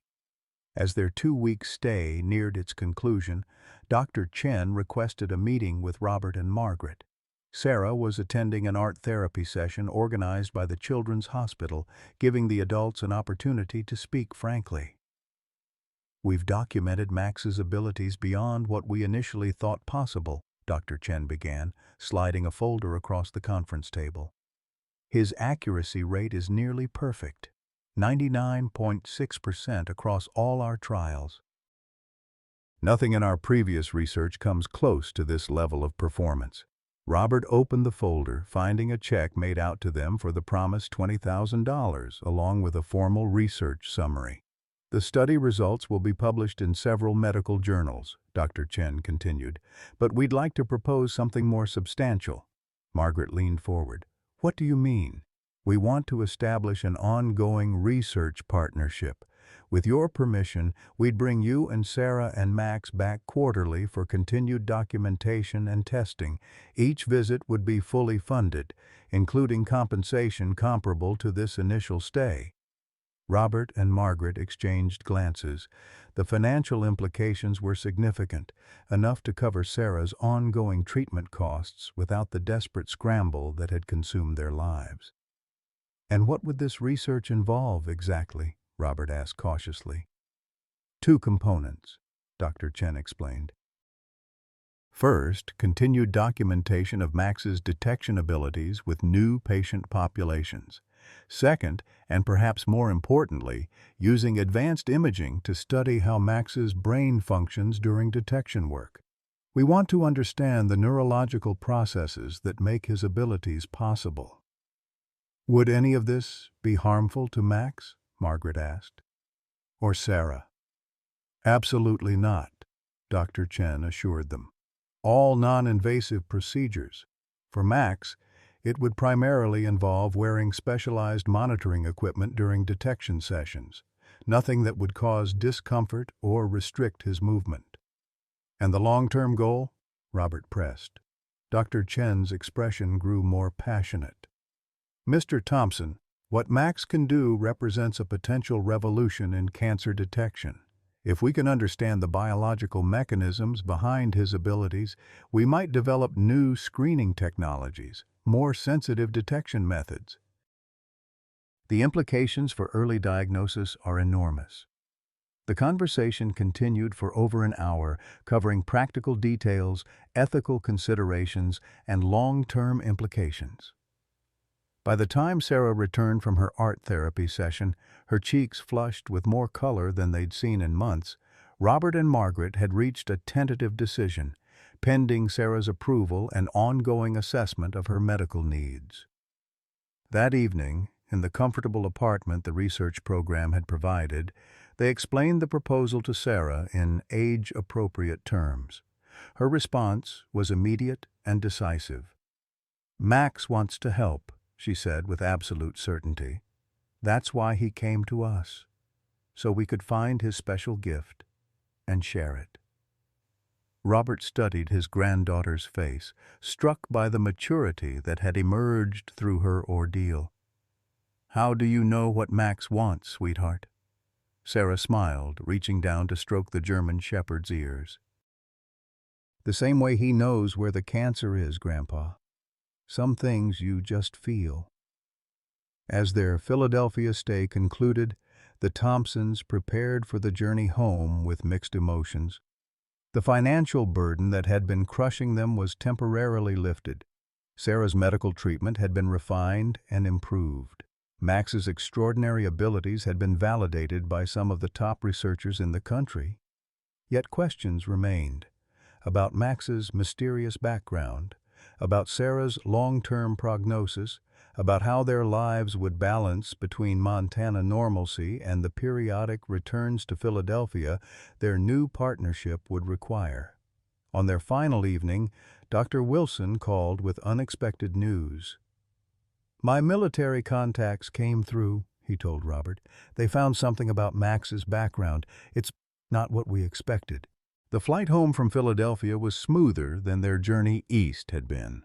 The research program had arranged first-class accommodations, allowing Sarah to recline comfortably during the long flight, while Max settled in the expanded floor space, his watchful gaze never leaving her face. Margaret noticed how the flight attendants seemed to intuitively understand this was no ordinary service dog. They spoke in hushed tones around him, as if recognizing his gravity of purpose. Robert spent most of the flight reviewing the thick folder of documents Dr. Chen had provided: research summaries, future testing protocols, the formal partnership agreement. The financial terms were more generous than they had initially understood. Beyond the quarterly visits, the program would cover Sarah's ongoing treatment costs as part of their longitudinal study of survivor outcomes. It wasn't charity. They wanted to monitor how her cancer responded long-term, but the effect was the same. The crushing weight of medical debt that had been suffocating them began to lift. When they landed in Bozeman, Dr. Wilson was waiting at the arrival gate, his usually composed face tight with contained emotion. He helped them navigate luggage claim and walked them to Robert's truck in the long-term parking lot, making small talk about their Philadelphia experience. Only when Sarah had settled in the back seat with Max did he pull Robert and Margaret aside. "We should talk before you get home," he said quietly. "What I found out about Max, it's complicated." "Can it wait until tomorrow?" Margaret asked, noting the exhaustion lining Sarah's face after the long journey. "We're all tired, and Sarah needs to rest." Wilson hesitated, then nodded. "Tomorrow morning. I'll come by the house around 9. His eyes drifted to Max, who sat alert beside Sarah in the back seat. "Just keep a close eye on him tonight." The cryptic warning left Margaret unsettled, but fatigue overrode curiosity. The drive home passed in comfortable silence, Sarah dozing against Max's solid warmth while Robert navigated the familiar roads. Their modest house, when they finally pulled into the driveway, seemed both smaller and more precious after their time away. "Home, sweet home," Robert murmured as he carried their bags inside.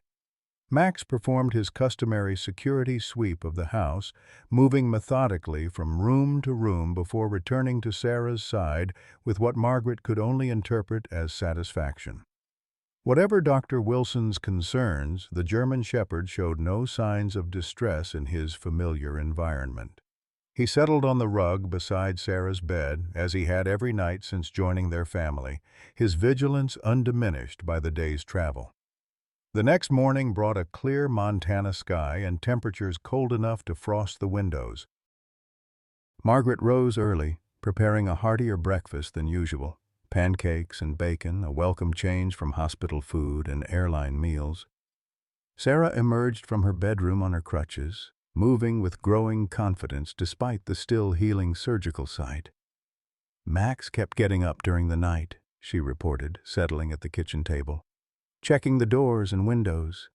Robert glanced up from his coffee, brow furrowing. "Checking for what?" Sarah shrugged. "Just checking. Like he was worried about something." Before they could pursue this observation, Dr. Wilson's truck pulled into the driveway. He wasn't alone. A second vehicle, a black SUV with government plates, parked behind him. From it emerged a tall woman in a crisp navy pantsuit, her dark hair pulled back in a severe bun that emphasized her angular features. "Who's that?" Margaret asked, peering through the kitchen window. Robert shook his head. "No idea." Max, who had been lying calmly at Sarah's feet, suddenly stood at attention, his posture rigid, eyes fixed on the front door. A low growl vibrated in his throat. "Max?" Sarah placed a hand on his back. "What's wrong, boy?" The doorbell rang, and Robert moved to answer it. Dr. Wilson entered first, his expression grave. The woman followed, her gaze immediately finding Max, who had positioned himself protectively in front of Sarah. "Robert, Margaret," Wilson began awkwardly.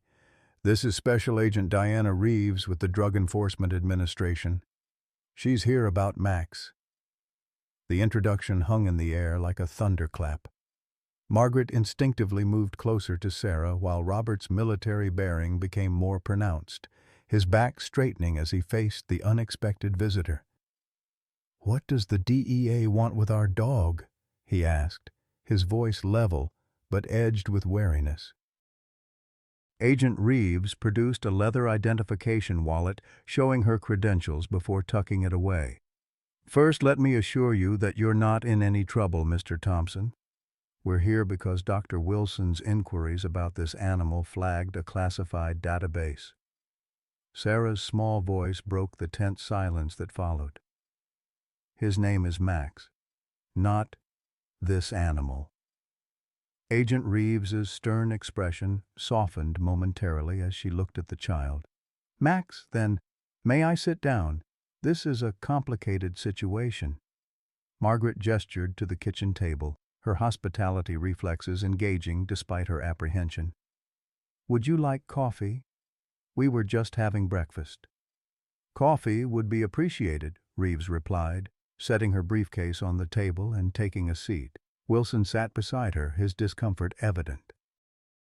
Max remained standing, his body positioned between Sarah and the visitors, his attention fixed on Agent Reeves with an intensity that seemed to confirm they were right to be concerned. Once everyone was seated with coffee, except Sarah, who had a glass of orange juice, Agent Reeves opened her briefcase and removed a folder stamped with various security classifications. 3 years ago, she began without preamble, the DEA and FBI conducted a joint operation targeting a major drug trafficking organization operating between Arizona and Montana. This group was unusually sophisticated, using a network of seemingly legitimate businesses to move product. She paused, glancing at Sarah, clearly considering how to proceed with a child present. "It's okay," Robert said, understanding her hesitation. "Sarah has been through more in the past few months than most adults face in a lifetime. We don't keep secrets in this family." Reeves nodded, continuing in a more measured tone. One of the organization's innovations was their use of specially trained dogs, German shepherds selected for intelligence and scent discrimination ability. These weren't ordinary drug detection dogs trained to alert handlers to illegal substances. These were anti-detection dogs trained to identify and respond to the presence of standard police K9 units. "I don't understand," Margaret said, glancing at Max. "Why would they need that?"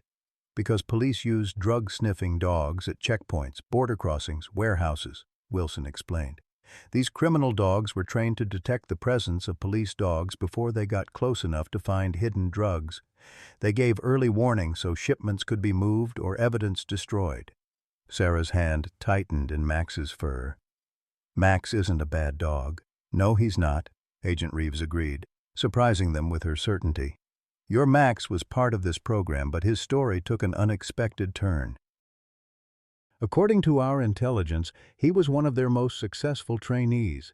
His scent discrimination abilities tested off the charts, but during his final training phase, he failed repeatedly at one critical task." "What task?" Robert asked. "Aggression training. These dogs were supposed to attack police K9s on command. Max refused, no matter what methods they used, and we have reason to believe they were brutal. He wouldn't attack another dog." Margaret felt a surge of fierce pride, her eyes filling with tears as she looked at the noble animal who had saved her granddaughter's life. Even under cruel training, his fundamental nature had remained gentle. "What happened to him then?" she asked. Agent Reeves turned a page in her file. "He was deemed unsuitable and scheduled for elimination. These organizations don't leave loose ends. But the night before, our task force raided one of their training facilities near Helena. In the chaos, several dogs escaped, including Max. We recovered most of them, but a few remained unaccounted for." "So he was running from them when we found him?" Sarah asked, her young mind putting the pieces together faster than the adults expected. "Not exactly," Reeves said. "That was 8 months ago. We believe Max was taken in by someone else first, possibly one of the trainers who might have had second thoughts about his fate. The tracking chip we found during his initial scans in Philadelphia shows movement patterns consistent with a single residence for several months after the raid, then a period of apparent abandonment. Robert's expression darkened. Someone took him in, then dumped him when he became inconvenient. Most likely, Reeves confirmed. What's remarkable is that despite his original training purpose, Max seems to have developed this extraordinary ability to detect cancer. Our veterinary consultants have a theory about that. She nodded to Wilson, who took up the explanation. These dogs were trained to detect the most minute scent differences, chemicals in parts per trillion. They learned to identify the specific scent profiles of police dogs, handlers, even the compounds in fingerprint powder and other investigative tools.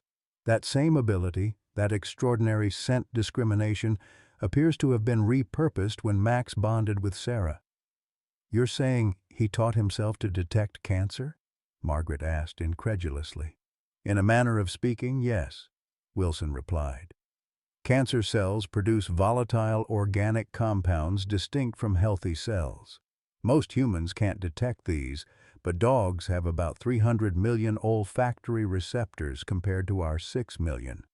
With Max's enhanced training in scent discrimination, he may have recognized these compounds as wrong or dangerous based on his bond with Sarah." Sarah, who had been listening intently, suddenly smiled. "He loves me, so he learned how to help me." That's all. The simplicity of her explanation hung in the air, a child's wisdom cutting through scientific theory to the emotional truth underneath. Agent Reeves cleared her throat, returning to her official purpose.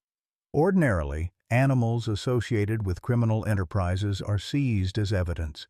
However, given the unique circumstances, Max's rejection of aggression training, his apparent rehabilitation, and most significantly his contribution to Sarah's medical care, my recommendation will be that he remain with your family. The collective relief around the table was palpable. Sarah threw her arms around Max's neck, burying her face in his fur. "There are conditions," Reeves continued, tempering their celebration. "We'll need your cooperation with our ongoing investigation. Max's training makes him valuable evidence against the organization that created him. His unusual abilities may help us identify other dogs from the same program." "What exactly would that involve?" Robert asked cautiously. "Primarily documentation and controlled testing, similar to what you've already done in Philadelphia, but with different objectives. We'd also like to monitor him for any triggered responses to specific stimuli that might help us trace his training methodology." Margaret exchanged glances with Robert, both thinking the same thing: more disruption to their lives, more scrutiny, more complications when all they wanted was normalcy for Sarah. "Would this interfere with our arrangement with the research program in Philadelphia?" Robert asked. "Sarah's continued treatment depends on that partnership." "Actually, we've already been in contact with Dr. Chen," Reeves replied. "We believe our investigations can complement each other without compromising either objective. The DEA would coordinate our needs with their scheduled evaluations to minimize disruption to Sarah's treatment." The conversation continued for another hour, delving into practicalities, legal considerations, and next steps. Throughout, Max remained vigilant beside Sarah, his initial wariness of Agent Reeves gradually easing as he seemed to assess that she posed no threat to his family. When the agent finally departed, promising to return the following week with formal documentation, Dr. Wilson stayed behind. He looked exhausted, the strain of navigating between his responsibilities to the Thompsons and to law enforcement evident in the new lines around his eyes. "I'm sorry I couldn't tell you more yesterday," he said, accepting the fresh cup of coffee Margaret offered. "When my military contacts traced Max's microchip, it triggered all kinds of security protocols. Agent Reeves insisted on handling the disclosure personally." "You did the right thing, James," Robert assured him, clapping a hand on his shoulder. "Better to know the truth, complicated as it is." Sarah had taken Max into the living room, where they sat together on the floor, her small hands gently stroking his fur while she whispered to him, a private conversation between girl and dog that the adults respectfully left undisturbed. "What do you make of all this?" Margaret asked Wilson quietly. "Max being trained by criminals, then somehow finding his way to us, to Sarah, just when she needed him most?" Wilson shook his head slowly. "I've been a veterinarian for 40 years, Margaret. I've seen remarkable things. Animals traveling hundreds of miles to find their families, dogs alerting to medical emergencies, even cases of what some might call animal premonition. But Max," he glanced toward the living room, "Max defies explanation. Scientific, anyway." "Sarah says he loves her, so he learned how to help her," Margaret said, smiling faintly. "Maybe that's all the explanation we need." The revelation of Max's background brought unexpected consequences in the days that followed. Sarah, with the resilience of childhood, seemed to embrace his complicated history as further proof of his specialness. She incorporated it into the stories she told him at night, casting him as the hero who rejected cruelty and chose love instead. "You were always good inside," Margaret overheard her telling Max as she brushed his coat one evening. "You just needed to find your real family so you could be your true self." For Robert, the knowledge that Max had been intended as a weapon but had resisted that purpose resonated deeply with his own experiences in Vietnam. The pressure to dehumanize, to become something harder and crueler than his true nature, and the moral courage required to resist. He found himself speaking to Max differently, with a new level of respect that acknowledged their shared journey from potential instruments of harm to protectors of what they loved most. The most profound impact, however, came in the form of Sarah's renewed determination to beat her cancer. Learning that Max had overcome his own dark origins seemed to fuel her fighting spirit. She approached her continuing treatments with a stoicism that impressed even her medical team, often drawing explicit parallels between her battle and Max's. "Max didn't let bad people decide who he was going to be," she told Dr. Patel during a follow-up appointment. "I'm not going to let cancer decide who I am either." December arrived with heavy snow that transformed their property into a winter wonderland. Sarah's condition continued to improve, her latest scans showing significant reduction in the spinal tumor and no evidence of new metastases. The knee surgery site was healing well, allowing her to graduate from crutches to a walking boot for short periods. Christmas preparations began with Margaret hanging lights along the porch railing while Robert assembled the artificial tree they'd used for years. Sarah, still limited in her mobility but determined to participate, directed operations from the couch, with Max a constant presence at her side. "A little higher on the left, Grandpa," she called as Robert adjusted a star ornament. "Max thinks it looks crooked." Robert raised an eyebrow. "Oh, Max is an interior decorator now, is he?" Sarah giggled, a sound that had become precious for its rarity during her illness. "He has very good taste." Dr. Chen said his visual discrimination scores were exceptional. The mention of Dr. Chen was a reminder of their ongoing commitments. The Philadelphia Research Program had scheduled their first follow-up visit for January, coordinating with the DEA's investigation needs as promised. The prospect of returning to the East Coast in the depths of winter wasn't appealing, but the financial support and medical care made it necessary. "At least we'll be flying over the snowstorms instead of driving through them," Margaret commented as she reviewed their travel itinerary. Their quiet Christmas preparations were interrupted by an unexpected visitor 3 days before the holiday. Sheriff Mike Drummond, a longtime acquaintance of Robert's from the local VFW hall, pulled into their driveway late one afternoon, his official vehicle's tires crunching on the frozen gravel. "Mike," Robert greeted him at the door, immediately concerned. "Everything all right?" The sheriff stomped snow from his boots before entering. Just making some courtesy calls, Robert. There's been some suspicious activity reported in the area. Thought you should know, especially with Sarah's situation. Max, who had been dozing near the wood stove, immediately came to attention, moving to Robert's side to assess the visitor. What kind of activity? Margaret asked, emerging from the kitchen where she'd been baking Christmas cookies. Sheriff Drummond nodded a greeting to her, then glanced at Max with professional interest. Unknown vehicles observed on back roads, particularly around properties that border national forest land. Might be nothing, hunters going where they shouldn't maybe, but given recent intelligence about drug trafficking routes through this corridor, we're advising residents to stay alert. You think it's connected to those people who trained Max? Robert asked in a low voice, nodding toward the living room where Sarah was napping on the couch. Can't say for certain, Drummond replied equally quietly.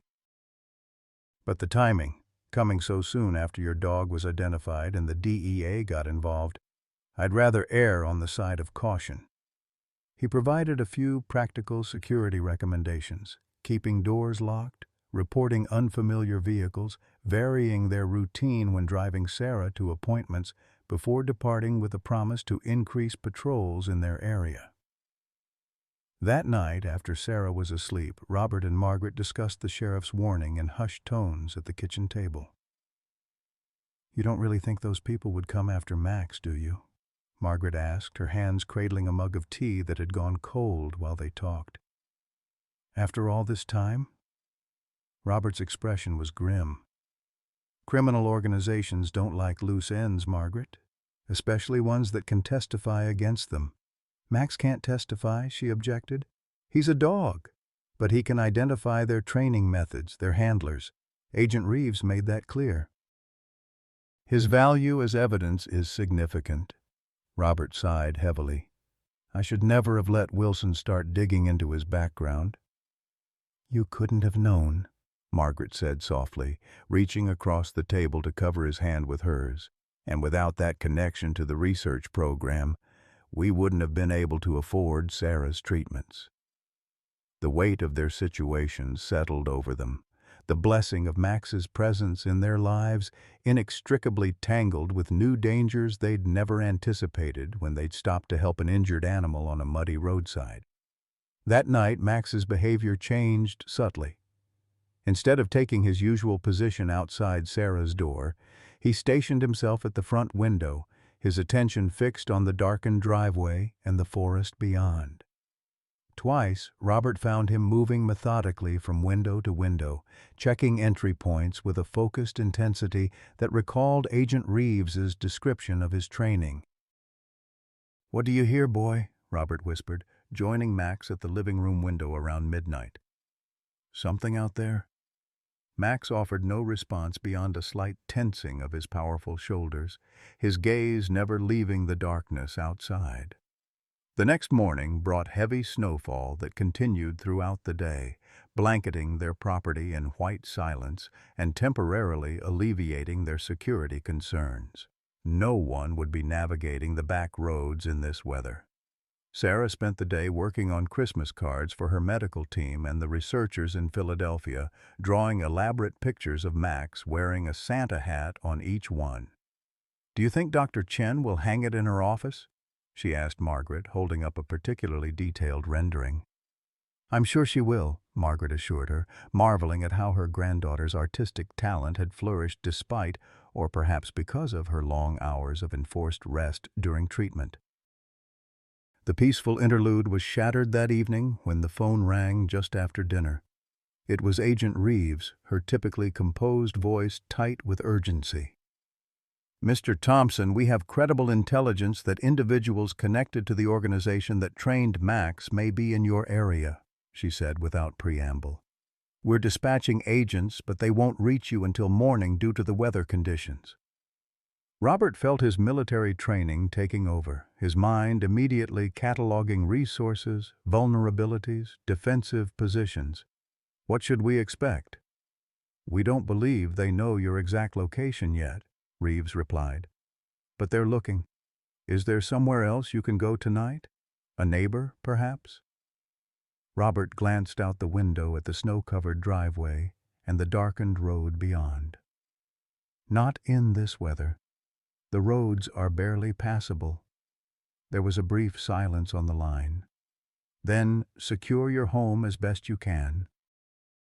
Sheriff Drummond is aware of the situation and will try to get a deputy to your location, but with the storm— I understand, Robert said grimly. We'll handle it.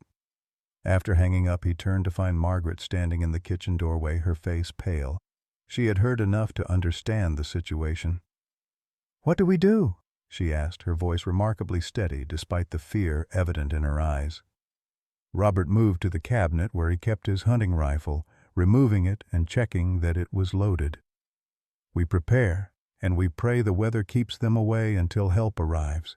The transformation of their home into a defensive position happened with grim efficiency. Robert moved through each room with purpose, checking windows, securing doors, creating a mental map of sight lines and vulnerable points.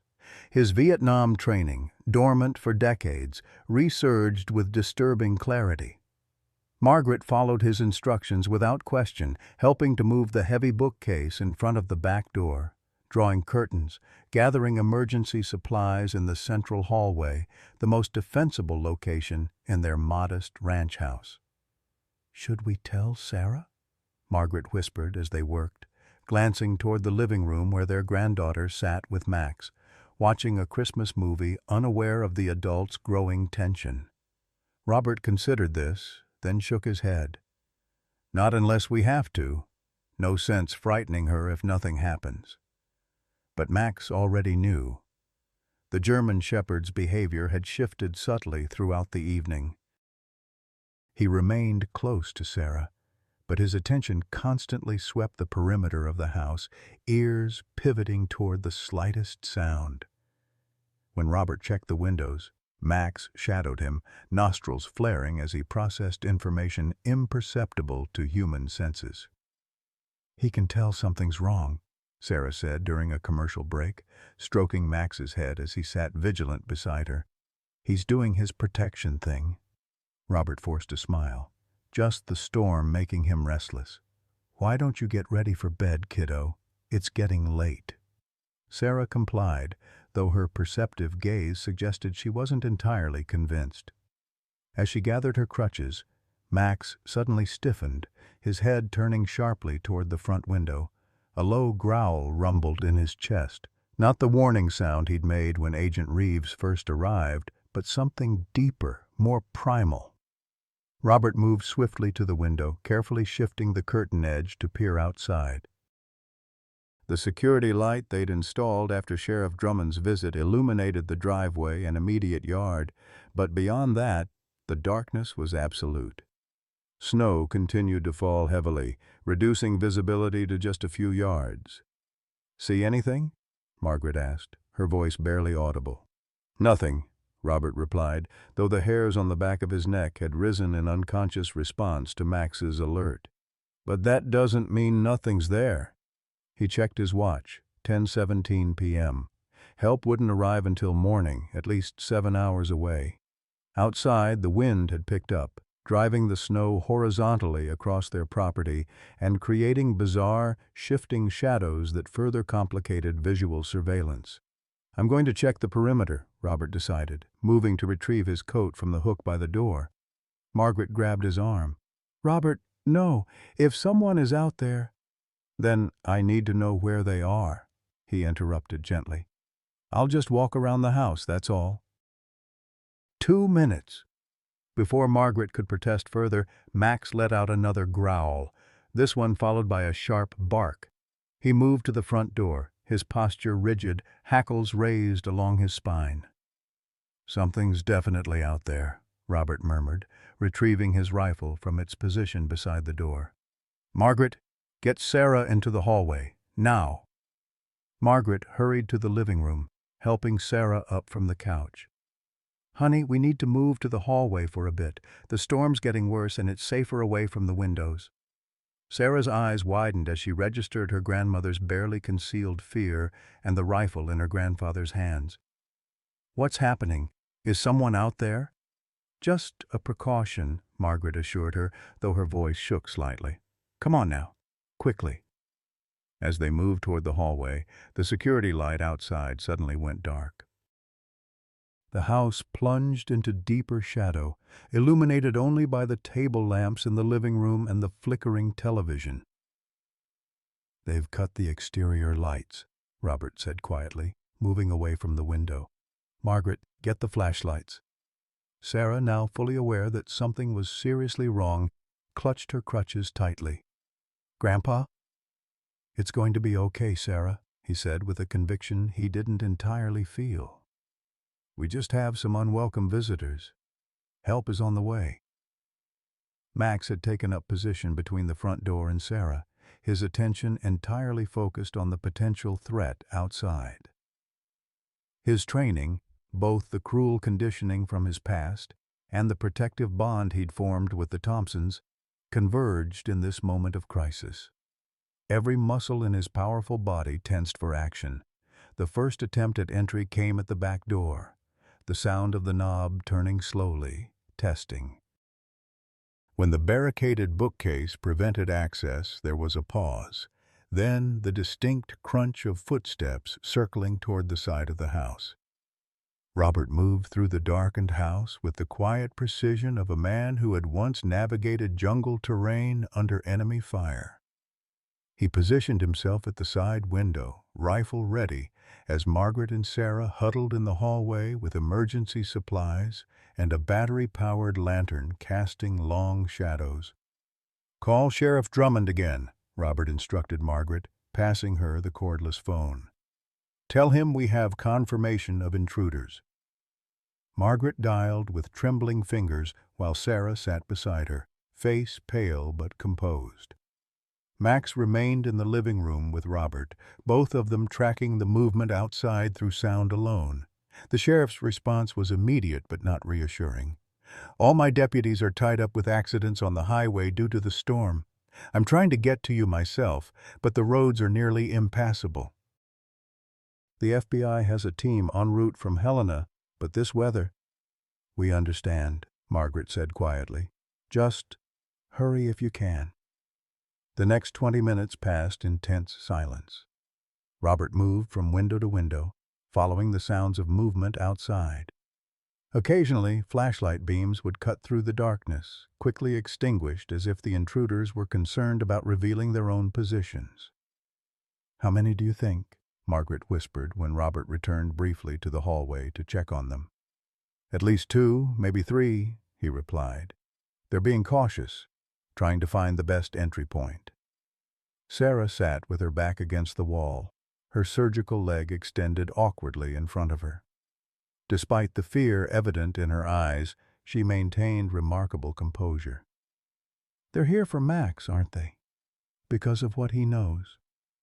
Robert met his granddaughter's gaze, seeing no point in shielding her from the truth. "Yes, I think so." "They can't have him," Sarah said with sudden fierceness. "He's ours now." The first window shattered at 10:47 p.m., the small bathroom window at the rear of the house. The sound of breaking glass was followed immediately by Max's explosive barking as he raced toward the noise. Robert followed, rifle raised, positioning himself in the hallway with a clear line of sight to the bathroom door. "Margaret, Sarah, stay down," he called over his shoulder. The bathroom remained dark, but Robert could hear the scrape of someone clearing glass from the window frame, preparing to enter. Max stationed himself in front of Robert, every muscle coiled for action, a low, continuous growl emanating from his throat. "Montana State Police! The house is surrounded!" Robert shouted, using the darkness to his advantage, creating uncertainty about the strength of the defense. "Drop your weapons and withdraw immediately." There was a moment of silence, then a harsh laugh from outside. "Nice try, old man. We just want the dog. Send him out and we'll leave you folks alone." "That's not going to happen," Robert responded, adjusting his grip on the rifle. "The FBI and local sheriff are already on their way. You've got about 10 minutes before this place is swarming with federal agents." Another laugh, closer now. "In this storm? No one's coming for hours. Now we can do this easy or hard. Your choice. The bathroom window darkened as someone began to climb through. Robert raised his rifle, prepared to fire a warning shot, when Max suddenly launched himself forward. Before Robert could stop him, the German Shepherd had charged into the bathroom, a blur of focused aggression unlike anything they'd seen from him before. There was a shout of surprise, then a cry of pain as Max engaged the intruder. Sounds of struggle filled the small space, snarling, cursing, the thud of bodies against the bathtub and walls. Robert couldn't risk firing into the darkened room with Max inside, so he advanced cautiously, using the rifle butt to push the door wider. The bathroom scene was chaos and shadow. A man in dark clothing wrestled with Max on the tile floor, trying desperately to fend off the dog's powerful jaws while simultaneously reaching for something at his waist. A weapon, Robert realized with a surge of adrenaline. "Stop or I'll shoot!" Robert shouted, aiming the rifle at the intruder's center mass. The man froze momentarily, then made a sudden lunge for his weapon.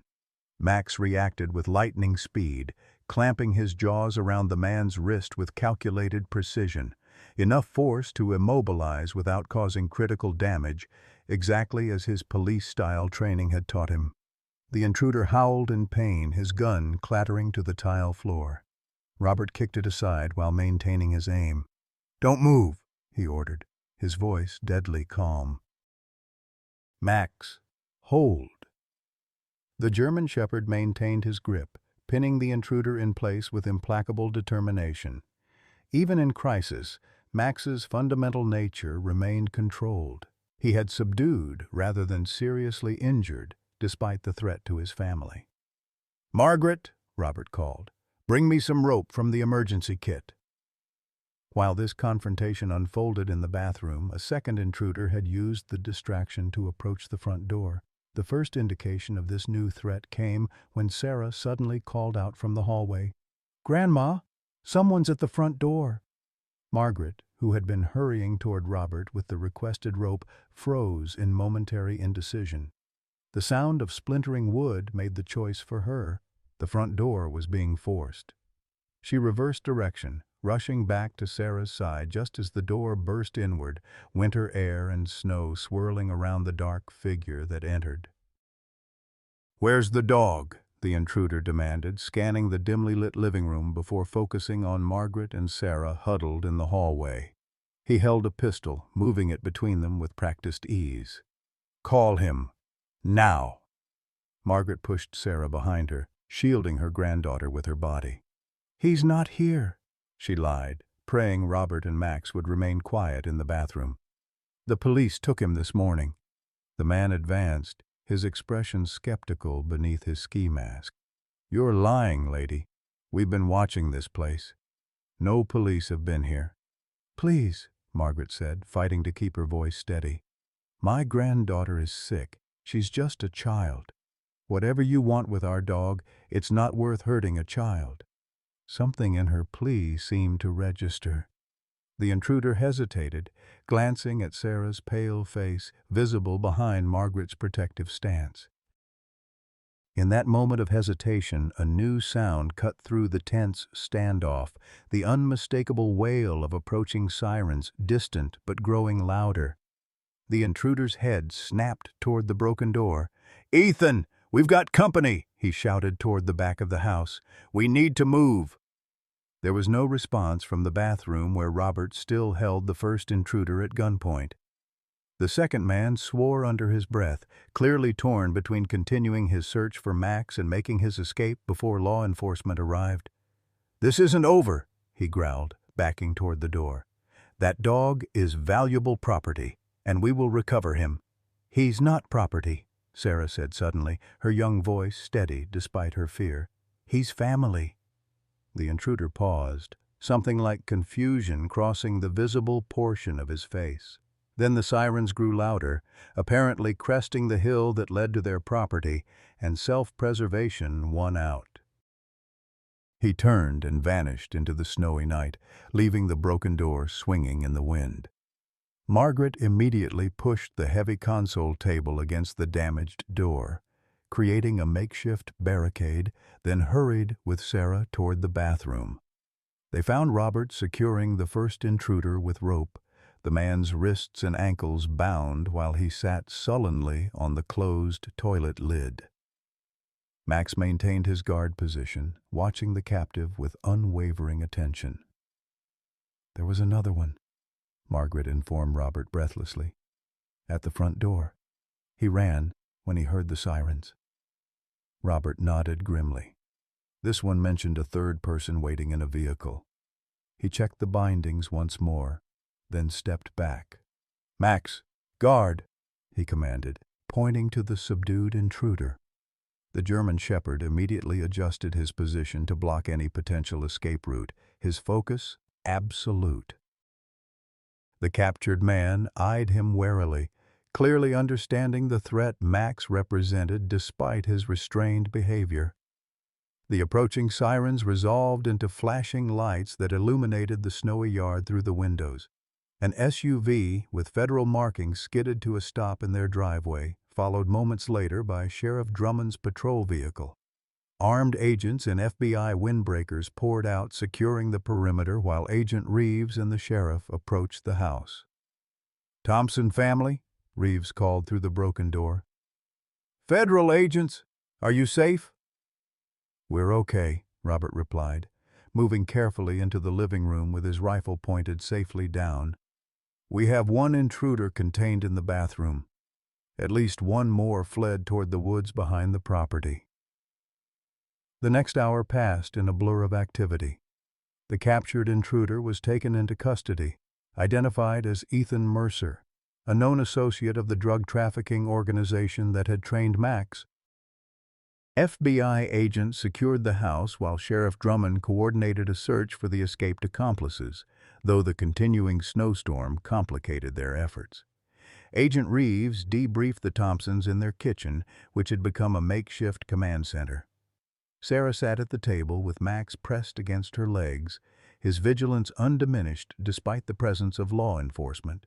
"You handled this remarkably well," Reeves told them, her professional demeanor softened by genuine admiration. "Most civilians would have panicked in this situation." "Robert served in Vietnam," Margaret explained, her hands still trembling slightly as she clutched a mug of tea an agent had prepared for her. "And Max knew exactly what to do." Reeves nodded, studying the German shepherd with new respect. "His training was extensive, but the way he adapted it to protect rather than harm, that's extraordinary." She turned to Sarah. "You must be very special to inspire that kind of loyalty." Sarah, exhausted but too keyed up to sleep, shrugged slightly. "We saved each other. That's what Max always says." The agent's eyebrows rose. "He tells you that, does he?" "Not in words," Sarah clarified, as if explaining something obvious. "But I can tell. When he looks at me, that's what he's saying." By dawn, the immediate crisis had passed. The FBI established a protective detail at the Thompson home while the search for the remaining suspects continued. The broken windows and door were temporarily secured with plywood, and Agent Reeves made arrangements for proper repairs to begin as soon as the storm cleared. "We can't stay here," Robert said quietly to Margaret as they watched Sarah finally drift into exhausted sleep on the couch, Max maintaining his protective position beside her. "Not now that they know where to find us." Margaret nodded, the reality of their situation settling heavily on her shoulders. "Where can we go? Sarah needs to continue her treatments and we can't afford to relocate." "I may have a solution," Reeves interjected, having overheard their conversation as she returned from conferring with her team outside. "Given the circumstances, we believe the safest option would be to accelerate your scheduled visit to Philadelphia. The research facility has secure accommodations, and Sarah could continue her treatment at Children's Hospital there." "For how long?" Robert asked. "Until we've fully dismantled this organization," Reeves replied frankly. "Based on intelligence from our captive and ongoing operations, we estimate 2 to 3 months." Margaret gasped. 3 months? But our home, our lives. Would be at risk if you remained, Reeves finished gently. These people have demonstrated they're willing to go to extreme lengths to recover Max. Not just because of his value as a trained asset, but because of what he represents as evidence against them. Robert gazed at his sleeping granddaughter and the loyal dog who had saved her in more ways than one. When would we leave? As soon as the roads are clear enough to reach the airport, Reeves said. We'll provide security for the journey and coordinate with the research program to ensure a seamless transition. The decision, when viewed through the lens of family safety, was really no decision at all. By noon, Margaret was packing essential belongings, while Robert coordinated with Dr. Wilson to arrange for the care of their home during their extended absence. Sarah, once she understood the situation, accepted it with the same resilience she'd shown throughout her illness. Will they have snow in Philadelphia? She asked, as she sorted through which books and art supplies to bring. I imagine so, Margaret replied, touched by her granddaughter's ability to focus on normal concerns in the face of such disruption. And we'll be there for Christmas, so maybe we'll see the city decorations. Max will like that, Sarah decided, glancing at the German shepherd who had barely left her side since the attack. He likes pretty lights, I can tell. By mid-afternoon, the snowfall had finally tapered off, allowing road crews to begin clearing the main routes. Agent Reeves confirmed they would depart the following morning with an FBI escort to the Bozeman airport and a private government flight to Philadelphia to avoid commercial terminals where they might be vulnerable. That evening, as Margaret prepared a simple dinner from their remaining groceries, Sheriff Drummond returned with unexpected news. We found their vehicle abandoned about 2 miles down the Forest Service road, he reported to Robert and Agent Reeves. 2 sets of footprints leading deeper into the woods, but the storm covered their trail pretty quick. Any identification? Reeves asked. Drummond nodded. Vehicle was registered to a shell company we've linked to the trafficking organization, and we found something else. Medical equipment, tranquilizer guns, sedatives, specialized transport kennels. They came prepared to take Max, Robert concluded grimly. Not just take him, Drummond corrected. Based on the amount of sedatives and the nature of the equipment, our guess is they intended to eliminate him once they had him safely away from here. Too much risk keeping him alive. The blunt assessment hung heavy in the air. Max, lying near the wood stove with his head on his paws, seemed to understand the gravity of the conversation. His eyes tracked between the speakers, intelligent and aware in a way that continued to unsettle those who witnessed it. Then we definitely need to get them all to Philadelphia as soon as possible, Reeves decided. I'll coordinate with the advance team to ensure the research facility is secured before their arrival. That night, their last in the house that had been their sanctuary since Karen's death, Margaret found herself unable to sleep. She wandered into the living room around midnight to find Robert sitting in his armchair, rifle across his lap, staring out at the moonlit snow through the plywood-covered window. You should rest, she said softly, settling on the couch beside him. Tomorrow will be a long day. Couldn't sleep, he admitted. Kept thinking about how close we came to losing everything. Margaret reached for his hand, their fingers intertwining with the familiar comfort of decades shared. But we didn't lose anything. We're all safe. Robert nodded toward the hallway where Sarah slept with Max beside her bed. Because of him. If Max hadn't been here, if he hadn't alerted us, hadn't confronted that intruder, but he was here, Margaret said firmly, and he did protect us, just like he protected Sarah by alerting us to her cancer. Robert was silent for a long moment, his weathered face thoughtful in the dim light. You know what keeps going through my mind? That day on the road when we found him. All the things that had to align perfectly for us to be there at that exact moment. Divine intervention? Margaret suggested with a small smile, knowing Robert's complicated relationship with Faith. Maybe, he conceded, surprising her. Or maybe just the world balancing its accounts. We needed him as much as he needed us. In the quiet of their threatened home, surrounded by the aftermath of violence, yet somehow more certain of their path forward than they had been in months, Robert and Margaret maintained their vigil until dawn broke over the snow-covered Montana landscape. Tomorrow would bring Philadelphia, secured facilities, medical treatments, and the continued unraveling of Max's mysterious past. But tonight, in this moment, they were simply a family, bruised but unbroken, bound together by love and the extraordinary dog who had transformed their lives in ways they were still discovering. 5 years later, Margaret Thompson stood at the kitchen window of their modest Bozeman home, watching Sarah chase Max around the backyard. The German shepherd, now 10 years old with touches of gray around his muzzle, still moved with remarkable agility as he playfully evaded the 15-year-old girl. Sarah's laughter carried through the open window, a sound that never failed to fill Margaret's heart with gratitude. "They never slow down, do they?" Robert remarked, coming to stand beside his wife. At 75, his movements had grown more deliberate, the Vietnam-era injuries in his knees more pronounced, but his eyes remained sharp and alert. "Thank goodness for that," Margaret replied, leaning against his shoulder. "Remember when we worried she might not make it to her next birthday?" The journey that had brought them to this peaceful moment had been anything but straightforward. Their hasty relocation to Philadelphia had stretched from the planned 3 months to nearly a year, as the FBI's case against the drug trafficking organization expanded to include multiple states and international connections. Throughout that time, the Thompson family had lived in the secure apartments attached to the research facility, adapting to urban life while Sarah continued her cancer treatments at Children's Hospital of Philadelphia. The extended stay had unexpected benefits. The research program's documentation of Max's extraordinary abilities led to groundbreaking studies in canine scent detection for medical conditions.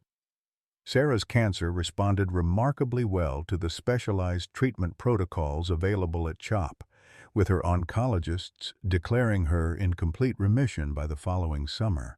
And Robert and Margaret discovered reserves of adaptability they hadn't known they possessed, navigating the complexities of city life with growing confidence. Max, for his part, thrived in his dual role as Sarah's protector and the research program's star subject. His intelligence and scent discrimination abilities continued to astonish researchers, while his gentle nature and unwavering loyalty to Sarah made him a favorite among hospital staff and fellow patients. The story of the rescued German shepherd who detected his young owner's cancer before sophisticated medical equipment could find it eventually reached national media, bringing attention to the emerging field of medical detection dogs. Their return to Montana had been carefully orchestrated by the FBI once the leaders of the trafficking organization were apprehended and prosecuted. The Thompsons found their home professionally repaired and updated with enhanced security features, a gift from the research program in gratitude for their participation. Dr. Wilson had maintained the property in their absence, adding a large fenced exercise area for Max that Sarah immediately dubbed the Kingdom. Now, 5 years since those dramatic events, they had settled into a new normal. Sarah's quarterly checkups had become annual visits. The research partnership continued through remote monitoring and twice-yearly trips to Philadelphia. The financial support from the program had allowed Robert to fully retire, while Margaret had discovered a talent for grant writing, helping local animal rescue organizations secure funding. "Mail's here," Robert announced, moving toward the front door where the familiar sound of the mail carrier's truck had caught his attention. Maybe Sarah's test results came. The previous week's routine oncology screening was now merely a formality. 5 years cancer-free had moved Sarah firmly into the survivor category, but they still held their breath slightly until each clean report arrived. Robert returned with a stack of envelopes, sorting through bills and advertisements until he found the medical center's distinctive letterhead. "Here we go," he said, handing it to Margaret, whose reading glasses were already perched on her nose. She opened it carefully, scanning the contents before her face relaxed into a smile. All clear, perfect blood work, no concerning markers. Robert released a breath he hadn't realized he'd been holding. "That's our girl." Among the remaining mail was a thick envelope from the University of Pennsylvania Veterinary School. Margaret opened it to find a formal letter and glossy brochure. "It's about their new medical detection dog training program," she reported, skimming the contents. "They're naming it after Max, the Max Thompson Initiative for Canine Medical Detection. They want Sarah to speak at the dedication ceremony next month." Robert peered over her shoulder at the brochure, which featured a professional photograph of Max in his working vest, looking dignified and purposeful. "Will you look at that? Our Max, the founding father of a whole new field." The back door slammed as Sarah burst into the kitchen, cheeks flushed from exertion, Max trotting at her heels. At 15, she had blossomed into a striking young woman, tall and athletic with her mother's chestnut hair and artistic temperament. The only visible reminder of her cancer battle was the slim surgical scar on her knee, which she wore as a badge of honor rather than a flaw. "What's that?" she asked, noticing the brochure in Margaret's hands. "Big news," Margaret replied, passing her the materials. "Max is becoming famous." Sarah scanned the letter, her expression brightening. "They want me to speak? About Max?" "About both of you," Robert corrected. "About your journey together." Sarah dropped to her knees beside Max, wrapping her arms around his sturdy neck. "Did you hear that, boy? You're going to be immortalized." Max responded with a dignified lick to her chin, his tail sweeping the kitchen floor in measured approval. "Can I do it, Grandma? Please?" Sarah looked up with the same determined expression they'd seen on that Montana roadside 5 years earlier, when she'd refused to leave an injured dog behind. "Of course you can," Margaret assured her. "We'll make it a family trip." Later that evening, after Sarah had gone upstairs to call her best friend with the news, Robert and Margaret sat on the back porch watching the sunset paint the distant mountains in shades of gold and purple. Max lay between their chairs, his chin resting on his paws in contented exhaustion. "I've been thinking," Robert said after a comfortable silence, "about what Sarah should say in her speech." Margaret smiled, knowing her husband had likely been mentally composing remarks since the moment they received the invitation. "And what words of wisdom do you suggest?" "She should talk about second chances," he replied thoughtfully. "How Max got one when we found him. How she got one when he found her cancer. How we all got one when those researchers recognized his abilities." "Second chances," Margaret repeated softly. "Yes, that seems right." Max lifted his head suddenly, ears perked toward the house. A moment later, Sarah appeared at the screen door. "Dr. Wilson's on the phone," she announced. "He wants to know if we can stop by the clinic tomorrow. He says he has a surprise." The next morning found them driving the familiar route to Gallatin Gateway, where Dr. Wilson's veterinary clinic had expanded in recent years to include a small canine rehabilitation center. The aging veterinarian had become a close family friend, joining them for holidays and serving as a local liaison for the research program.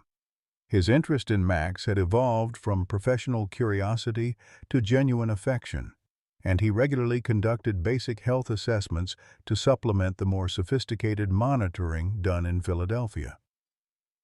"What do you think the surprise is?" Sarah asked from the back seat, where she sat with Max as she had on countless drives over the years.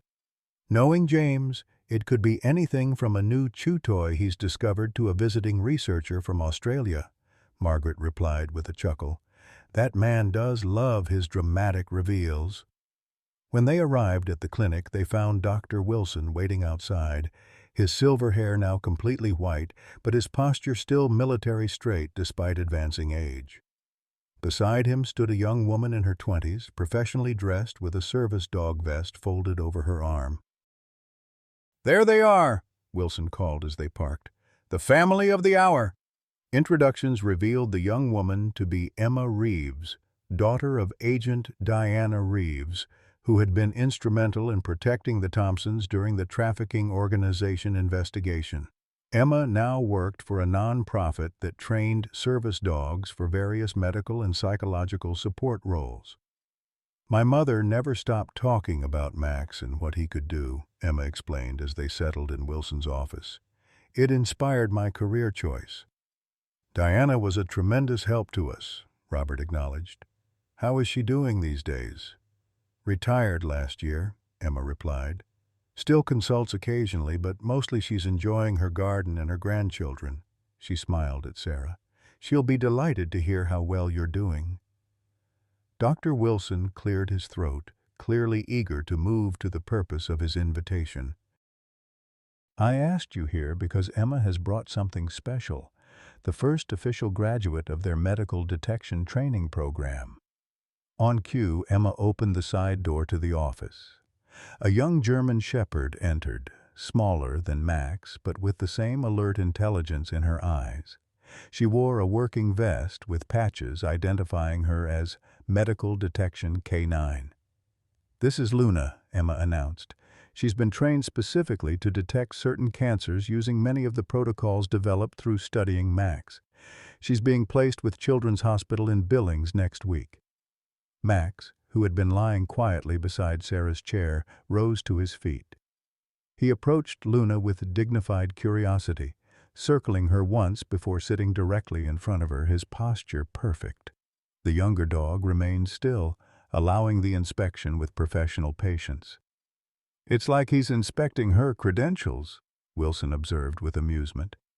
"Or passing the torch," Margaret suggested softly. Sarah watched the interaction with shining eyes. "He approves," she declared after a moment. "I can tell." Emma nodded, clearly moved by the moment. "Luna represents the first generation of dogs trained using the knowledge gained from Max. By this time next year, we'll have placed 20 more in hospitals and cancer centers across the country." 20 more, Robert repeated, his voice thick with emotion. 20 more dogs doing what Max did for Sarah. "Exactly," Dr. Wilson confirmed. "But there's more to today's surprise." He retrieved a folder from his desk. "The research team in Philadelphia has compiled their 5-year findings on Max. They've documented his detection of 37 different cancer cases during controlled studies with a 99.4% accuracy rate. No technology currently available can match that level of precision, particularly for early-stage detection." "We always knew he was special," Margaret said, reaching down to stroke Max's back as he returned to Sarah's side. "Special doesn't begin to cover it," Wilson replied earnestly. "What makes Max truly unique isn't just his accuracy, it's his method. Unlike trained detection dogs who alert to samples in controlled environments, Max can sweep a room of people and identify who needs medical attention and where in their body the problem exists. That spontaneous in vivo detection ability is what they've been trying to understand and replicate." Emma added, "Luna and the other dogs in our program can identify cancer in laboratory samples with remarkable accuracy, but they don't have Max's ability to detect it directly in people without specific training for that individual's scent." Sarah, who had been quietly listening to this technical discussion, suddenly smiled. "That's because they're just doing a job," she said simply. "Max does it because he loves us." The adults exchanged glances, struck by the wisdom in her observation. Dr. Wilson nodded slowly. "You know, the researchers have considered that very possibility. The emotional bond between Max and Sarah may be a critical factor in his extraordinary abilities." The visit concluded with Emma demonstrating Luna's detection skills using training samples. The young German shepherd performed flawlessly, identifying cancer samples hidden in identical containers with precision that impressed even Max, who watched the proceedings with what Robert later described as professional courtesy. As they prepared to leave, Dr. Wilson pulled Robert aside while Sarah and Margaret chatted with Emma about the upcoming dedication ceremony in Philadelphia. "There's something else," Wilson said quietly. "Something I wanted to mention privately first." Robert tensed slightly, years of crisis management having conditioned him to expect problems. "What is it?" "Max's last checkup showed some concerning markers," Wilson said gently. "Nothing acute, but at his age, with his history of injuries, I'm seeing early signs of kidney dysfunction and some cardiac issues." Robert glanced across the room at the German shepherd sitting protectively beside Sarah, looking as noble and powerful as ever. "How serious?" "Manageable for now with medication and diet," Wilson assured him, "but he's approaching the upper age range for his breed, especially considering the trauma his body endured before you found him. I just wanted you to be prepared. The next couple of years may bring some difficult decisions." The drive home was subdued, Robert's mind occupied with Wilson's warning while Sarah enthusiastically planned her speech for the dedication ceremony. Max dozed in the back seat, occasionally opening his eyes to check on his family before returning to his rest. "You're quiet," Margaret observed when Sarah put on headphones to listen to music. "Everything okay?" Robert hesitated, then shared Wilson's concerns in a low voice. Margaret's hand found his on the gear shift, squeezing gently. "We always knew we wouldn't have him forever," she said softly. "I know," Robert acknowledged. "But after everything he's done for us, for Sarah especially, the thought of losing him—" "We're not losing him yet," Margaret reminded him. "And when that time comes, we'll face it together, just like we've faced everything else." The weeks leading up to the Philadelphia ceremony passed quickly. Sarah worked diligently on her speech with help from her English teacher, determined to capture the essence of her relationship with Max and the impact he'd had on their lives. Robert arranged for Max's medications with Dr. Wilson, implementing the recommended dietary changes without alarming Sarah or Margaret with the details of the veterinarian's concerns. The University of Pennsylvania Veterinary School pulled out all stops for the dedication of the Max Thompson Initiative. The event drew attendance from medical professionals, researchers, veterinarians, and journalists interested in the emerging field of medical detection dogs. A professional photographer documented Max's arrival, capturing his dignified bearing as he walked beside Sarah into the auditorium, specially modified to accommodate canine attendees. Dr. Chen, now the director of the initiative, opened the ceremony with a comprehensive overview of the research findings and the program's future directions. She spoke eloquently about Max's contributions to medical science and the lives that would be saved through the knowledge gained from studying his extraordinary abilities. When it was Sarah's turn to speak, she approached the podium with Max at her side, her nervousness evident only in the slight tremor of the note cards in her hand. But when she began to speak, her voice rang clear and confident through the packed auditorium. "5 years ago, I was a sick 10-year-old girl who didn't know she was sick," she began. "And Max was an injured dog abandoned by the side of a road. We were both broken in different ways. We both needed saving. What none of us knew then was that we would end up saving each other." She recounted their story with remarkable poise: the roadside rescue, Max's recovery, his strange behavior around her knee, the eventual cancer diagnosis and treatment. She spoke of the research program, the attack at their Montana home, their year in Philadelphia, and the gradual return to normal life. "But normal for us will always include the miracle of Max," she continued, reaching down to rest her hand on the German shepherd's head. "Science can explain how he detects cancer, the volatile compounds, the olfactory receptors, all of that. But science can't fully explain why he does it, or why he chose our family to share his gift with. The audience sat in rapt attention as this poised young woman articulated what many had felt, but few had expressed so directly. "My grandfather says Max taught him about second chances," Sarah concluded, glancing at Robert in the front row. "My grandmother says he taught her about faith in things you can't see or prove. But what Max taught me was even simpler. Love finds a way. When you truly love someone, you find a way to help them, protect them, save them.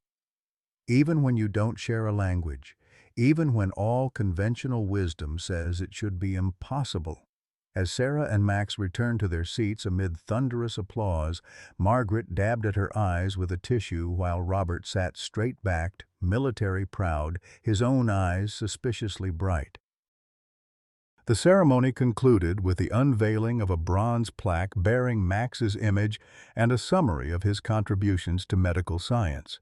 As cameras flashed and reporters gathered for follow-up questions, Max remained steadfast beside Sarah, accepting the attention with the same stoic dignity he'd shown throughout their extraordinary journey together. That evening, in their hotel suite, Sarah fell asleep early, exhausted by the emotional day. Max lay on the floor beside her bed, his usual position despite the luxurious dog bed the hotel had provided. Robert and Margaret sat in the suite's small living area, sharing a quiet glass of wine as they processed the day's events. "She was magnificent," Margaret said softly, careful not to wake Sarah in the adjoining room. "So poised, so articulate." "Just like her mother," Robert replied, the familiar ache of their daughter's absence momentarily sharpened by the reminder of how much Sarah had grown to resemble her. "Karen would have been so proud of her." "Of all of us," Margaret added. "We've come through so much together." Robert nodded, his thoughts turning to Dr. Wilson's warning and the inevitable challenges that lay ahead. "Whatever time Max has left," he said after a thoughtful pause, "we need to make it count. For Sarah's sake, especially." "For all our sakes," Margaret corrected gently. "He changed all of our lives, Robert. Not just by finding Sarah's cancer or protecting us from those men, by showing us what it means to start over, to trust again, to find purpose in the most unexpected places." From the bedroom doorway came the soft click of nails on hardwood. Max appeared, moving more stiffly than he once had, but still with purpose. He crossed to where they sat and settled between them, resting his graying muzzle on Robert's knee. "Checking on us, old friend," Robert murmured, stroking the dog's ears with a tenderness he'd once reserved only for his wife and granddaughter. Max looked up at him with eyes that seemed to hold all the wisdom and compassion of his extraordinary life, from his traumatic beginnings through his rescue, his detection of Sarah's cancer, his protection of their family, and now his legacy that would continue in dogs like Luna long after he was gone. In that quiet hotel room, surrounded by the family he had chosen and who had chosen him, Max exemplified the very essence of the second chances they had all received, the opportunity to transform pain into purpose, fear into courage, and the unexpected detours of life into the very path they were always meant to walk together. When life takes unexpected turns, we often discover our greatest blessings in the detours we never planned. The story of Robert, Margaret, Sarah, and Max reminds us that second chances aren't just for the young.